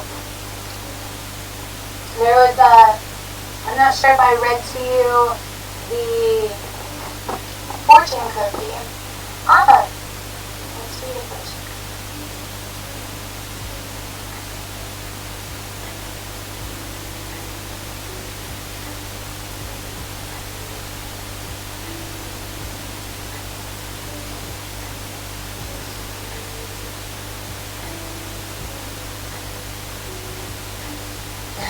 Classic slang terms, only people born before the year 2001 understand.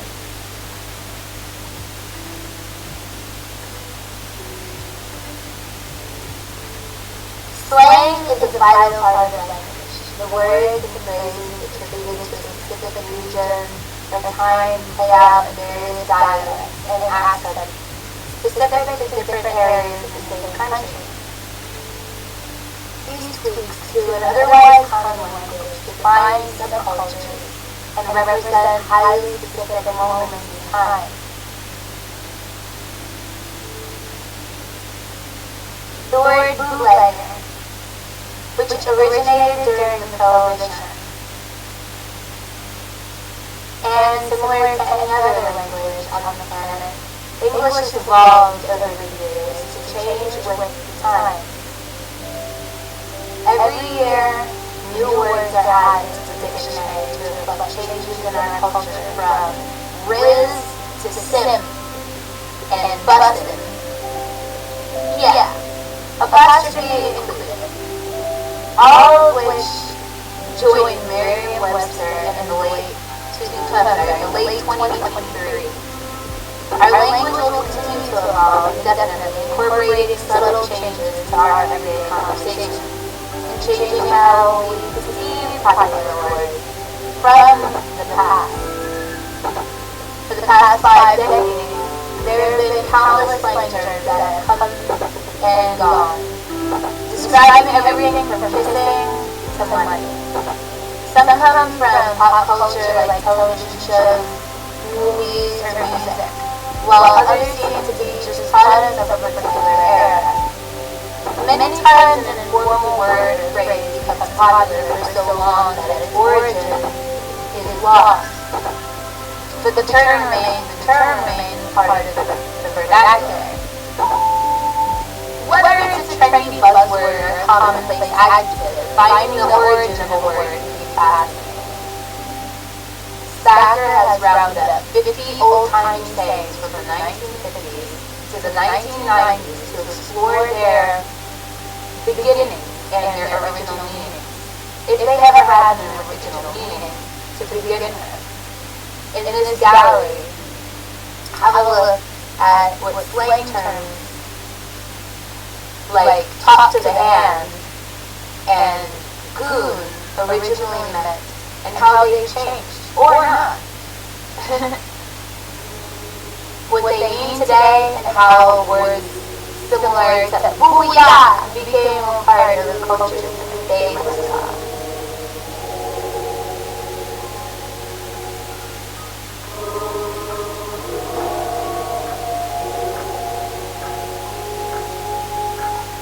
Time goes by way too quickly, and nothing makes that more glaringly obvious than when taking to someone who is in a different generation and they have no idea what you're talking about. When mentioning booyah, for example, asking your kid to change the channel, or hang up the phone will likely elicit a perplexed expression. And that's just the beginning. A viral Reddit thread posted in r/no-stupid-questions highlights these lost and out-of-date phrases, and it's absolutely hilarious. Reddit user u/2born not to be posed the question, where are phrases that were common in the 80s and 90s? But people born after 2000s will not understand. And thousands of comments rolled in. The thread is full of simple phrases and more obscure references that are historical knowledge to pop culture in the 80s and 90s, and leave the Gen Zs absolutely baffled. You have a collect call from, "Hi Mom, come pick us up." Payphones require you to have money to make the call, unless you called collect, which charged the person you were calling to pay for the use of the phone. Kids and parents got creative to circumvent the cost while still using the service. Hello, and welcome to Movie Phone. If you know the name of the movie you'd like to see, press 1. To hear it from a list of current movies, press 2. For the internet, if we wanted to know what theaters were playing and what theaters were playing which movies, Movie Phone was an automated system in the 90s. And it was a way to do it.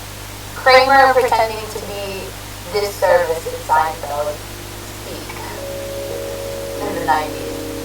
Fat, spelled P-H-A-T. The Redditor explained that fat, meaning pretty hot and tempting, pronounced just like fat, F-A-T, was different back in the day. There was a song where the lyrics said, fat like Cindy Crawford, and the kids from the 90s had to tell the adults of our era that we weren't implying that Cindy Crawford was fat, but rather that she was awesome, they explained. The songs with those lyrics, that would be, hey Leonardo, she likes me for me. It's 10 p.m. Do you know where the children are? This is a phrase from a public service announcement played for decades to remind parents that it's late, and if their kids are out, they're probably up to no good. It's played just before the evening news at 10 p.m. or 11 p.m. Wait a moment. You've got mail.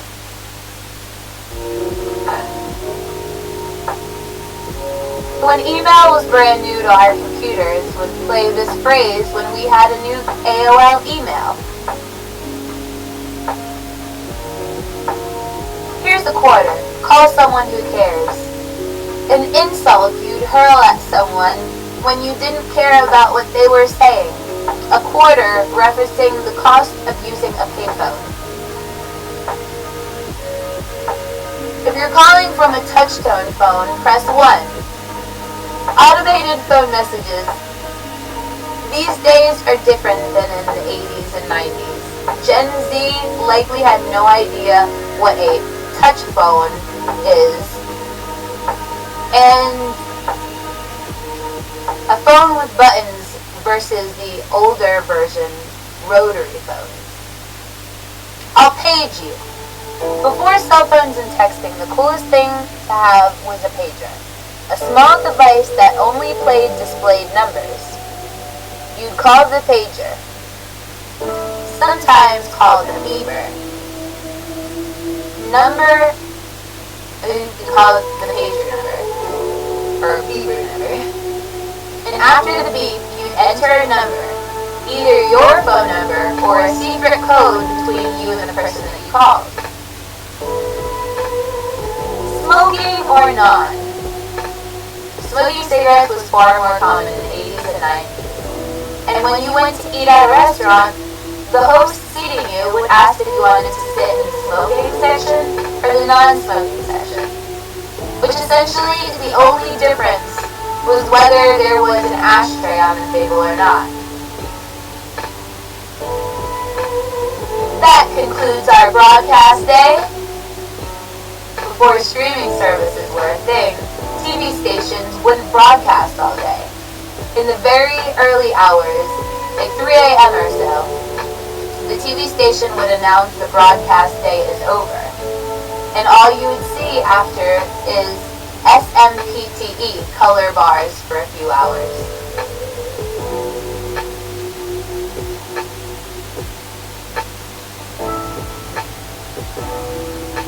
Back in the day,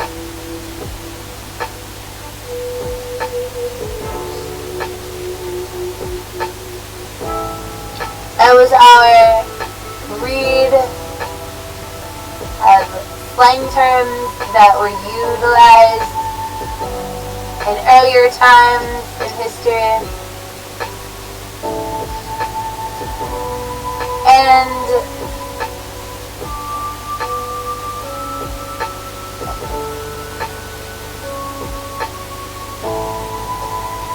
reiterated for broadcast today.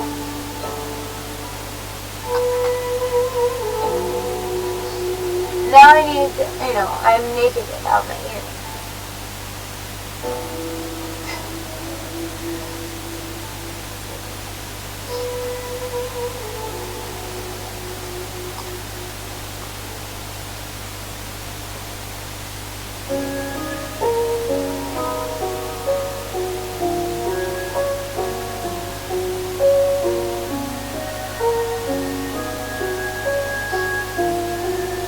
God's promise is, ye shall seek me and find me, when ye shall search for me within all your heart. Jeremiah 29:13. The whole heart must be yielded to God, or the change can never be wrought in us by which we are to be restored to His likeness.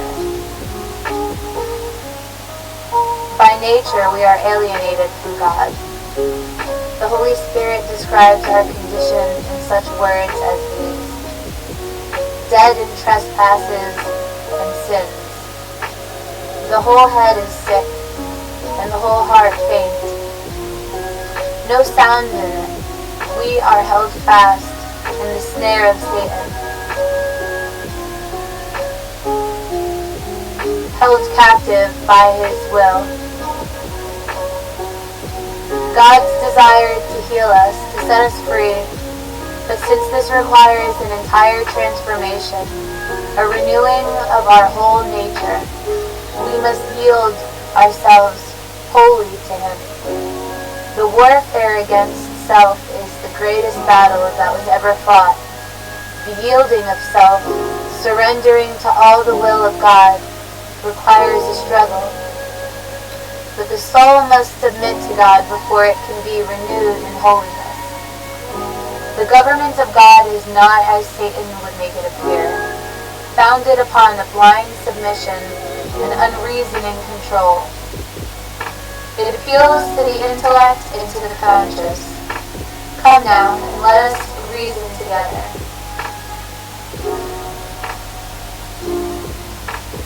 It is the Creator's invitation to the being He has made.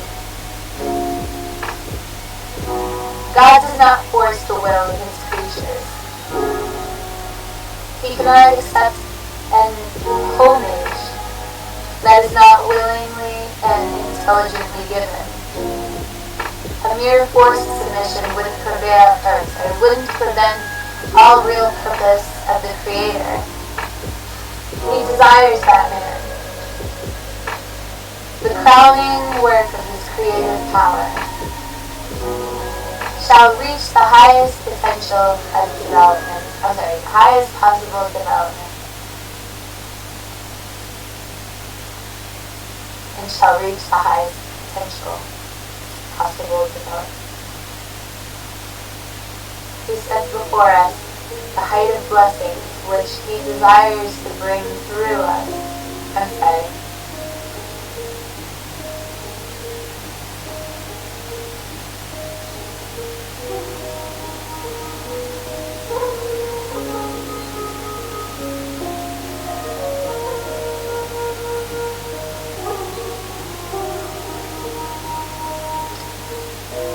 Desires that man. The crowning work, His creative power, shall reach the highest possible development. It sets before us the height of blessing that He may work His will within us.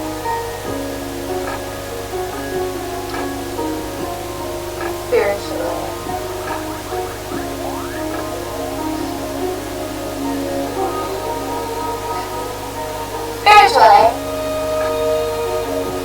Emotionally. In giving ourselves to God, we must necessarily give up all that would separate us from Him and work through everything that would separate us from Him. Hence the Savior says, whosoever he be of you that forsaketh not that he hath, he cannot be my disciple.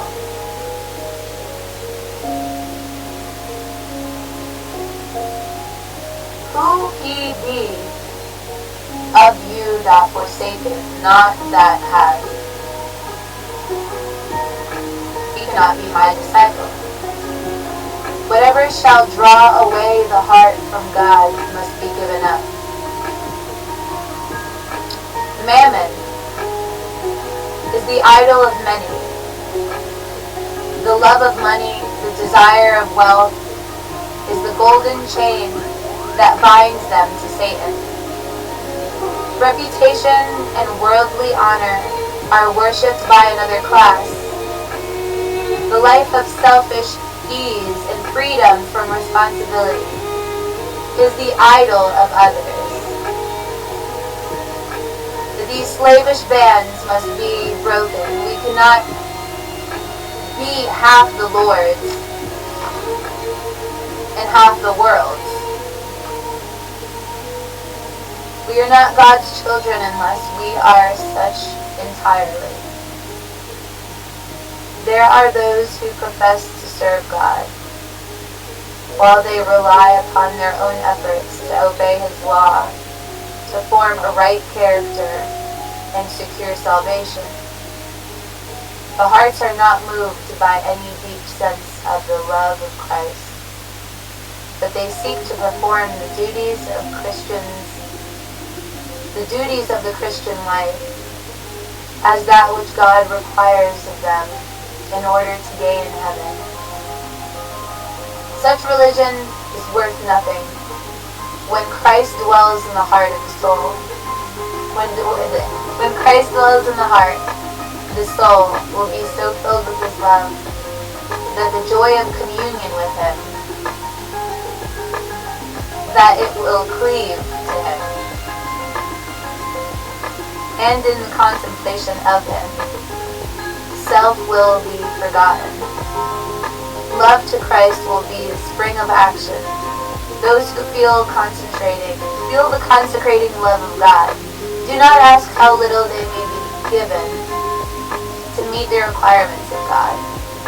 They do not ask for the lowest standard, but aim at perfect conformity to the will of their Redeemer. With earnest desire, they yield all and manifest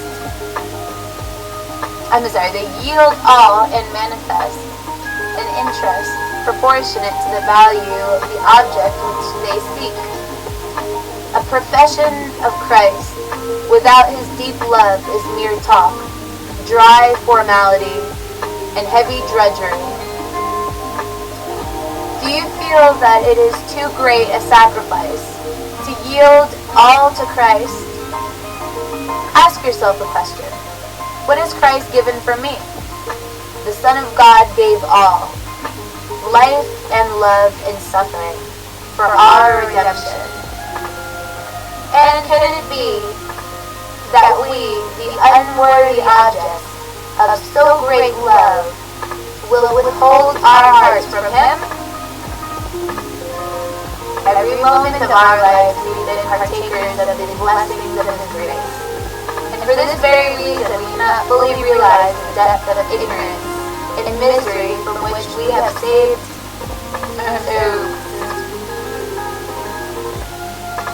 the depth of ignorance and misery that we have been saved.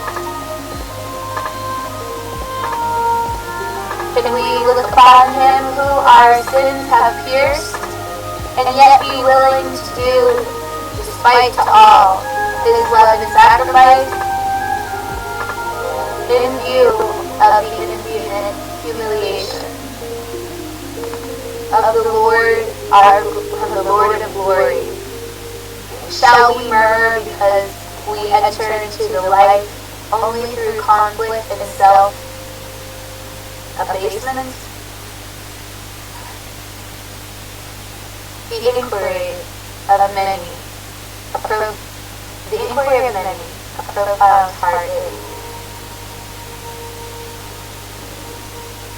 profound heart is inquiry. Why need I go into insolence and humiliation before I can have the assurance of my acceptance with God? I'll point you to Christ. He was sinless, and more than this, he was the Prince of Heaven. But in man's behalf, he became sin for the race. He was numbered with the transgressors, and he bare the sin of many, and made intercession for the transgressors. But what do we give up? When we give all, a sin-polluted heart for Jesus to purify, to cleanse by his own blood, and to save by his matchless love. And yet, men think it hard to give up to give up all. I am ashamed to hear it spoken of, ashamed to write it. God does not require us to give anything that it is for our best interest to retain in all that he does. He has the well-being of his children in view. Would that all who have not chosen Christ might realize that he has something vastly better to offer them than we are seeking for ourselves. Man is doing with great inquiry and injustice to his own soul when he thinks and acts contrary to the will of God.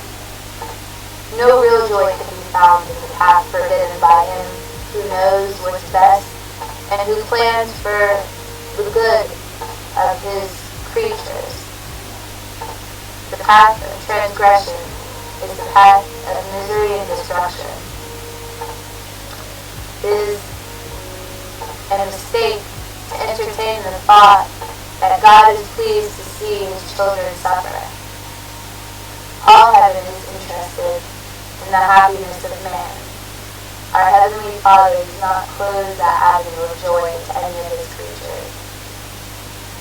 The divine requirements call upon us to shun those indulgences that would bring suffering and disappointment, that would close to us the door of happiness in heaven. The world's Redeemer accepts men as they are, with all their wants, imperfections, and weaknesses, and he will not cleanse from sin and grant redemption through his blood, but will satisfy the heart longing of all who consent to wear his yoke, to bear his burden. It is his purpose to impart peace and rest to all who come to him for the bread of life. He requires us to perform only those duties that will lead our steps to heights of bliss to which disobedience can never attain. The true joys of life of the soul is to have Christ formed within hope of glory. Many are inquiring, how am I to make the surrender of myself to God? You desire to give yourself to him, but you are weak in moral power, in slavery to doubt, and controlled by the habits of your own life of sin.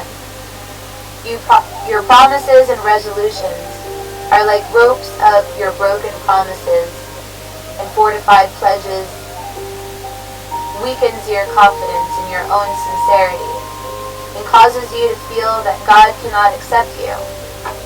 But you need not despair. What you need to understand is the true force of the will. This is the governing power in nature of man. The power of decision or of choice. Everything depends on the right action of your heart. You cannot of yourself give to God its affections, but you can choose to serve him. You can give him your will. He will then work in you to will and do according to his good pleasure through your will. Thus your whole nature will be brought under the control of the Spirit of Christ. Your affections will be centered upon him. Your thoughts will be in harmony with him. Desires for goodness and holiness are right as far as they go. If you stop here, they will avail nothing. Many will be lost while hoping and desiring to be Christians. They do not come to the point of yielding the will to God. They do not choose to be Christians. Through their right exercise of the will, an entire change may be made by your life. An entire change may be made in your life.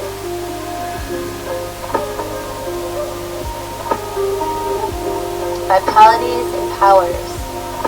You will have the strength from above to hold you steadfast, and thus, through constant surrender to God, you will be enabled to live the new life, even the life of faith.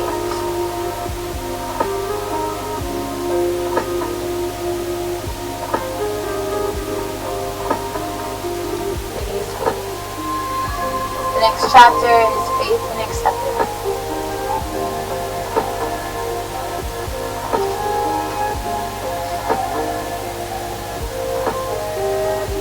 Within faith and acceptance, we have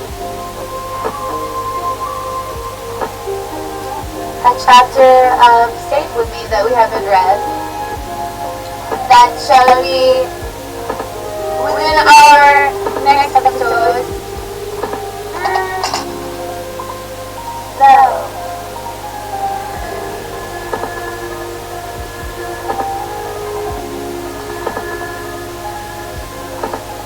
alright.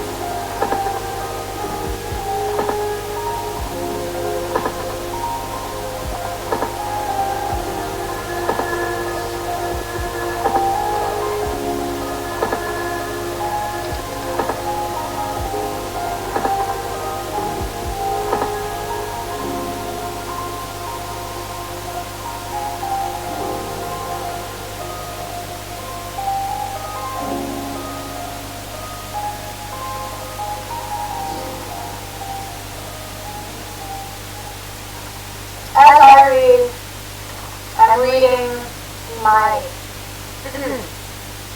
translation. Within my translation.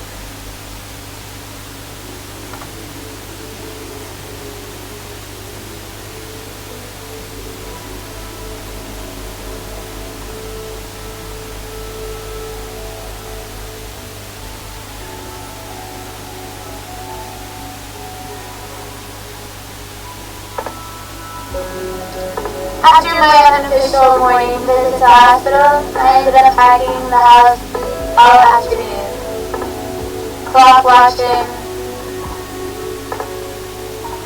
until visiting time comes around again. However hard I tried to blank my thoughts, I can't get that face out of my mind.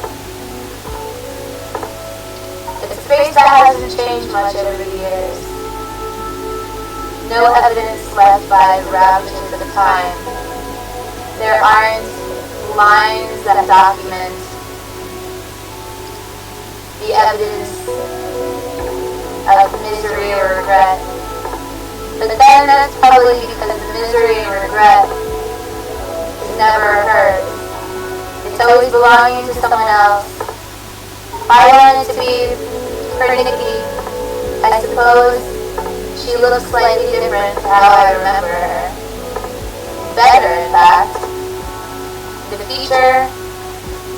features seem less crooked than before. As if deceit has somehow filled her face with beauty over time. But then it's natural she would look different to me now. I was just 15 years old when I had last seen her. Gullible, very scared child. Over time, the therapist helped me understand that she helped me remember who I was back then. She told me it was important to keep reminding myself I was just a child, that I did the best I could at the time. Accepting that helped me wrestle with the corrosive rope of guilt that had twisted and threaded its way into my awareness. On difficult days, even now, it likes to pull a little tighter, just so I know it's there. Waiting for information from the police about the other driver's torture. But I can feel the comforting glow of payback drawing near. When the details come, it will be so tempting to just lash out. I am determined to make it steady, make it count. And there is something else at stake now, too. Liam is in his vulnerable state. Needs to be made aware of how dangerous she is. I can't very well tell him too much at this early stage without appearing paranoid and exposing my own plans. But in a way he needs to protect. In a way he needs protecting from her too. Even though he doesn't know yet. At the last time, at last,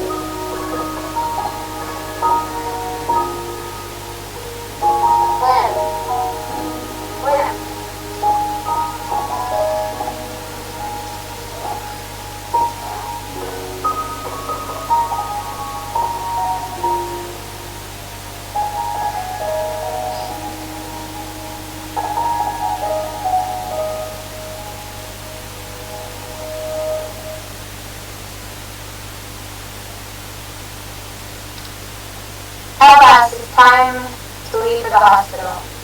I have to go back twice to straighten the cushions in the lounge, but finally I make it out to the car. It's already dark outside and the rain drizzles heavy and relentless, reflecting the oncoming car headlights back from the shiny wet road. I slowly drive, silently mulling things over in my head. Work, the accident, her. My head is a maelstrom of thoughts that ebb and flow like the black tide. Slowly, my neck muscles begin to unknot as the hypnotic beat of the wipers vibrate around the car. When I stop at the traffic lights, I conjure up pictures of what Liam's grand might be like. Perhaps a plump, homely woman who will take me into her arms, welcoming me into the family. I expect she will be very pleased to see me and will no doubt try to make a thing over what I did for Liam. But it wasn't such a big deal, really. Some people would think me too modest, but I'm not one for a fuss. I just want to be there when he wakes up. I stop yet at another red light and stare out at the rain as my heartbeat begins to quicken. Within seconds, the voice in my head begins to pull tricks. What if Liam Grand doesn't want me there at the hospital after all? What if they refuse to let me see him? And I have no way of finding out what's happening with the police investigation.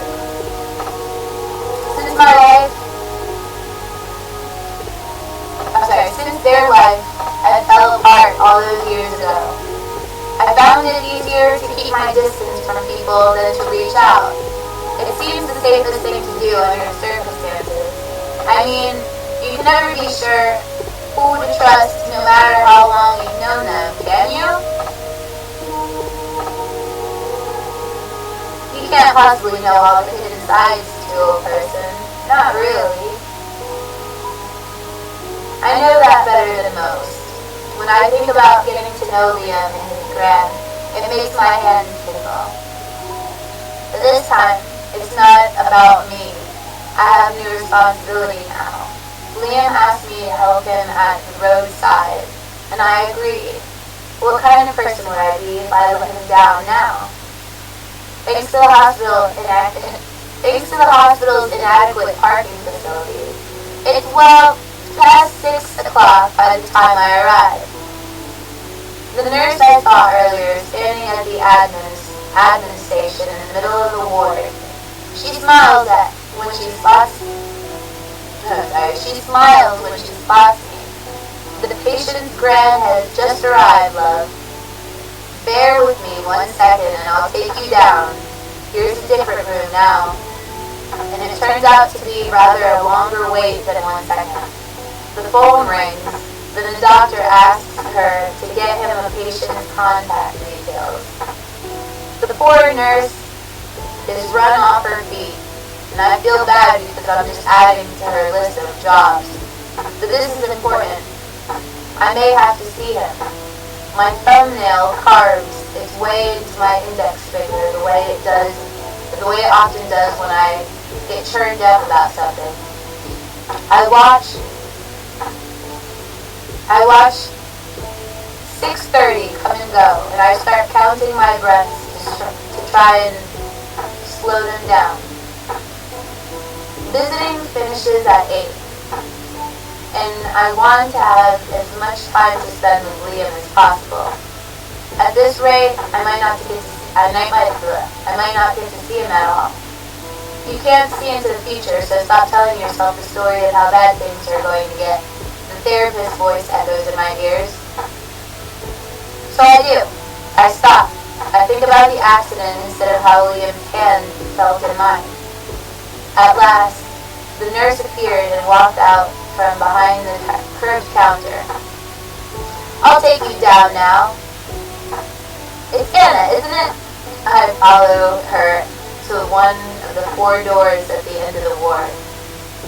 Every few yards along the main corridor is an oblong space running off to the side, housing 6 beds, identical blankets, frame pale, wan faces, most of them old with diluted eyes focusing slightly into the middle distance. One feeble-looking lady is struggling to get out of her bed, the hospital gown rucking up on one side, revealing a scorched, marbled leg.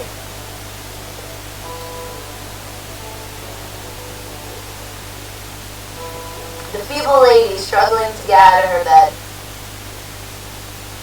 I notice.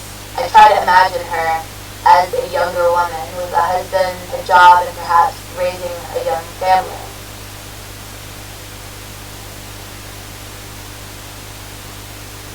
I'm sorry, I read it. One feeble-looking lady is struggling to get out of her bed. The hospital gown rucking up.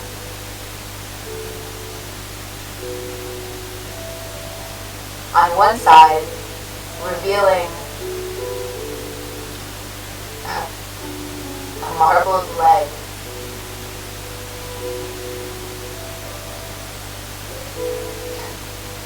Scorched in my mind as I try to imagine her a younger woman with a husband, a job, and perhaps raising a young family. And the thought of having to suffer curious eyes with no chance of privacy makes my stomach lurk. I feel grateful that Liam has a private room and doesn't have to endure the same indignity. Here we are, says the nurse, slowing down. She taps on a door, and I follow her into the room. Liam is covered with a mass of tubes and a breathing apparatus, just like before. He looks even paler, more fragile, if that's possible. I feel a pull inside, and Danny's face flashes into my mind. I want to sit with Liam without the others here. Even if he is still unconscious, I want to tell him that I'm here for him.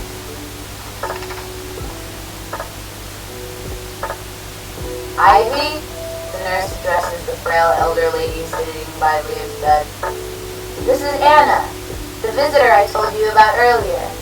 Ivy looks up at me blankly. She is small and wiry with something of the vole about her. She twitches her nose at the air as if she's trying to get the measurement of me.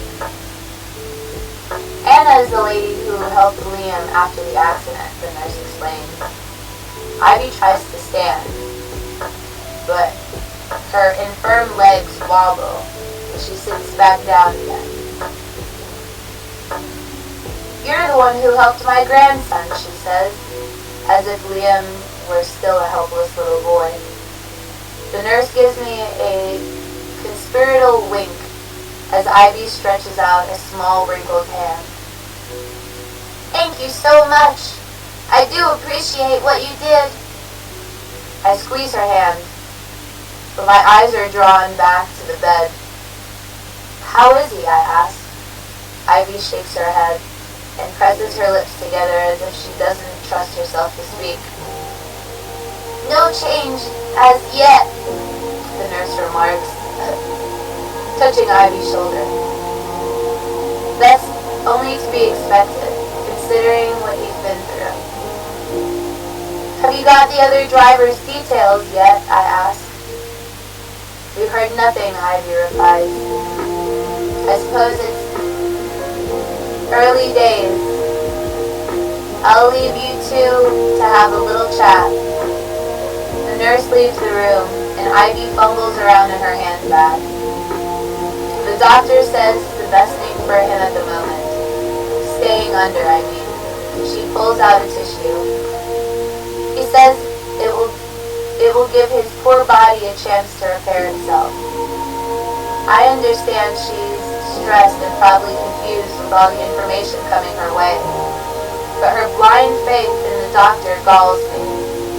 It is vital that Liam has someone around who will ask the right questions of the medical staff. "What about the woman, the other driver, I asked. "What are the police doing about her?" When they first called round to the house to tell me Liam had been involved in an accident, they said they'd been in touch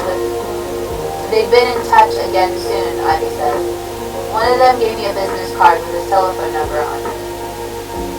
"It's at home somewhere." I walk slowly around the other side of the bed. Liam's arm is uncovered and lying on top of the blanket. I touch him lightly on the hand and let my fingers linger there for a few seconds. Touching a man's hand is bound to feel strange to someone who's never even had a boyfriend, I suppose, and I confess I am entranced by his large fingers and slightly weathered skin. I stand for a moment and watch his chest moving up and down under the blanket.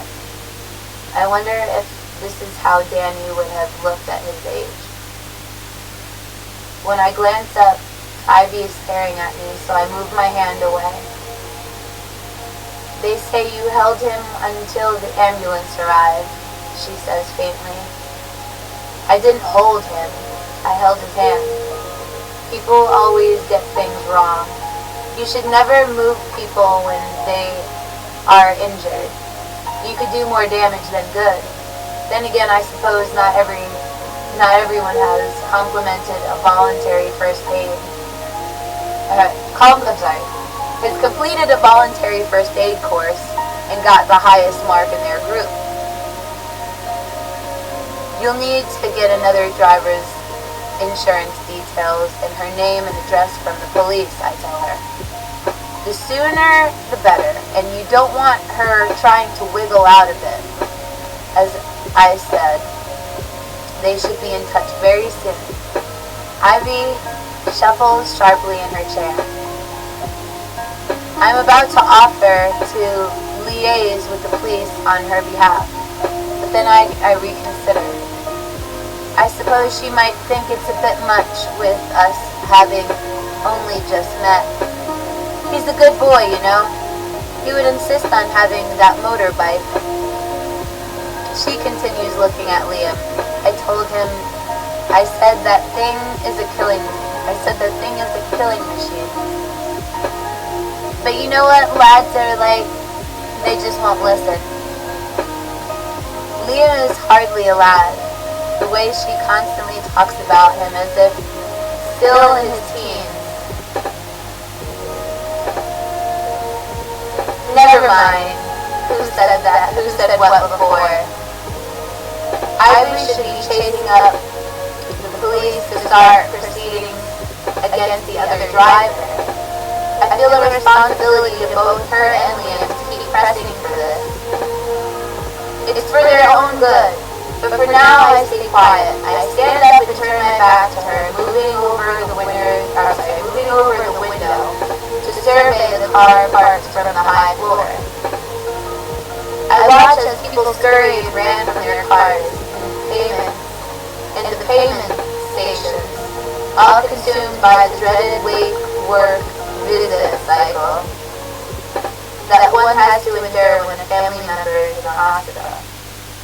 There's just me and Liam at home, you see, Ivy says quietly. To tell you the truth, I don't know how I do without him.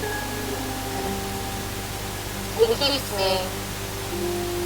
Suddenly breaks off what she's saying. I turn around to see why she stopped talking mid-sentence as the room fills with her high-pitched shrieks. Jumping back from the window, I gasp in surprise when I look at the bed. Liam's eyes are wide open. Ivy reaches for his hand, and I watch in silence. My heartbeat thudding so hard I can feel it in my throat. Thank God. Ivy starts to sob quietly, pressing his hand to her face. He's okay. He's going to be okay. I wait for her to tell Liam who I am. That I'm the one who was there for him at the roadside, but she doesn't say anything about me. I reach past Ivy and press the buzzer by Liam's head, then I move to the other side of the bed and rest my fingers lightly on his hand. He looks up at me, but there is no recognition, no expression of gratefulness. There is no emotion there at all. He doesn't remember me, I murmur. Where's the nurse? Ivy shuffles the door and peers out to the corridor. Then she steps outside the room. I take Liam's hand in mine. Do you remember the accident, Liam? Did the police say anything about that woman, the other driver? He closes his eyes briefly, as if he's sifting through a slideshow in his mind. When he opens them again, he shakes his head slowly. The door opens and two nurses walk in briskly, followed by an ashen-faced Ivy. Hasn't he spoken yet? One of the nurses asks. I shake my head and let go of Liam's hand as they buzz around him, checking the various wires and tubes. We'll need to do a few checks, the club nurse says to Ivy. I've just paged Dr. Khan. Ivy stands by the door, but she doesn't say anything. He will be fine, love, don't worry, the nurse tells her, despite the fact she can't possibly know this for certain. The doctor will be down very soon. The other nurse begins to speak, her voice loud and dramatic. Can you hear me, Liam? Can you say something? There's no reaction from him, just that awful, non-comprehending stare. Liam, do you know where you are? Speaks to the nurse's son. Ivy says, just so we know you're all right. She takes a few steps towards the bed. Please, Liam, just say something. Slowly, Liam turns his head to look at her, and in a broken whisper, he says, who are you?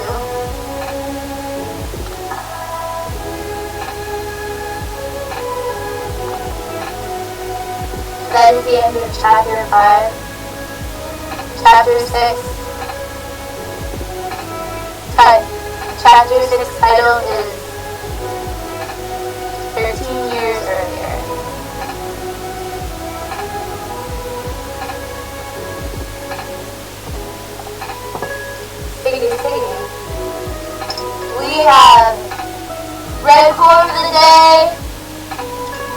made it meme.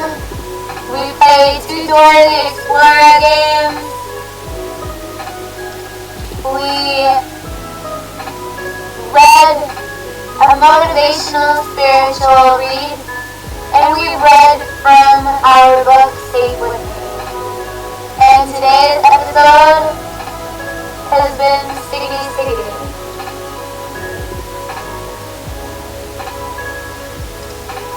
Very stiggidy.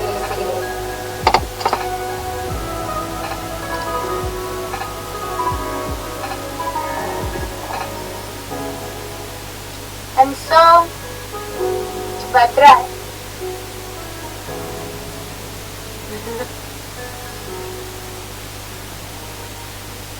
I noticed that, I share a good love with you.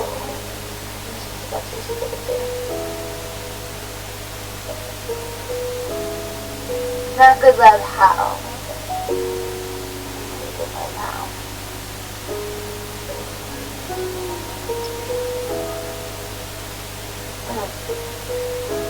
Things and stuff and such.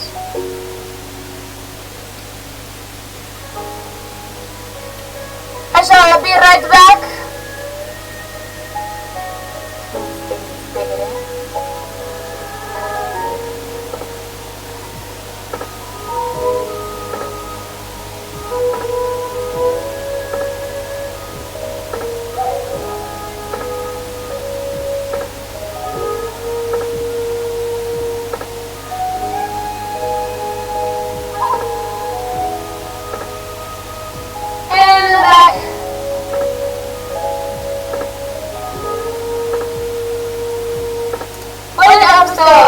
What an episode.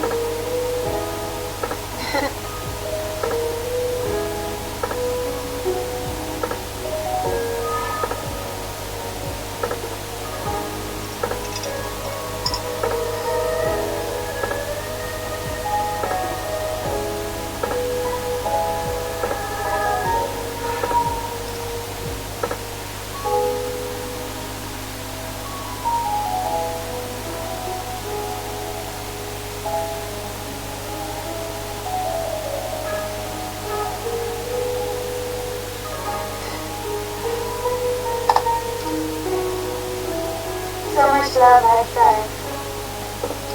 So much love.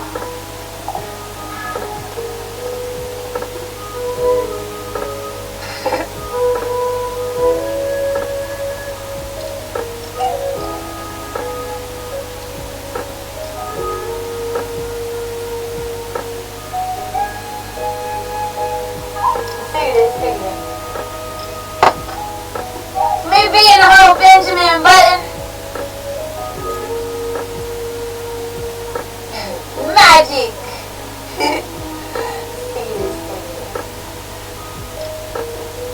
been a 2-hour episode, and I am sure that you have enjoyed this 2-hour episode, and even so, want this 2-hour episode to last longer. It's lasted 2 hours for this episode. And we read some news. Today's just been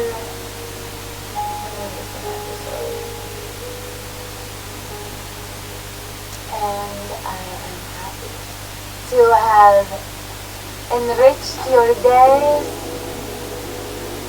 today.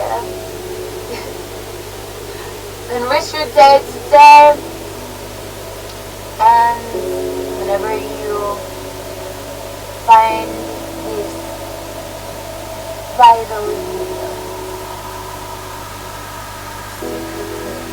viral, no longer secretly viral, on my YouTube.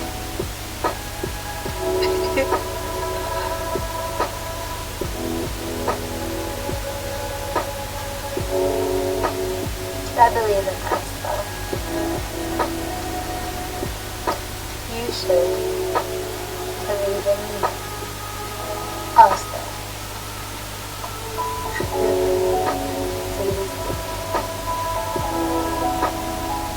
be sure to stay tuned, stay stiggidy, and remember that I have said for you. Happy day. Happy day.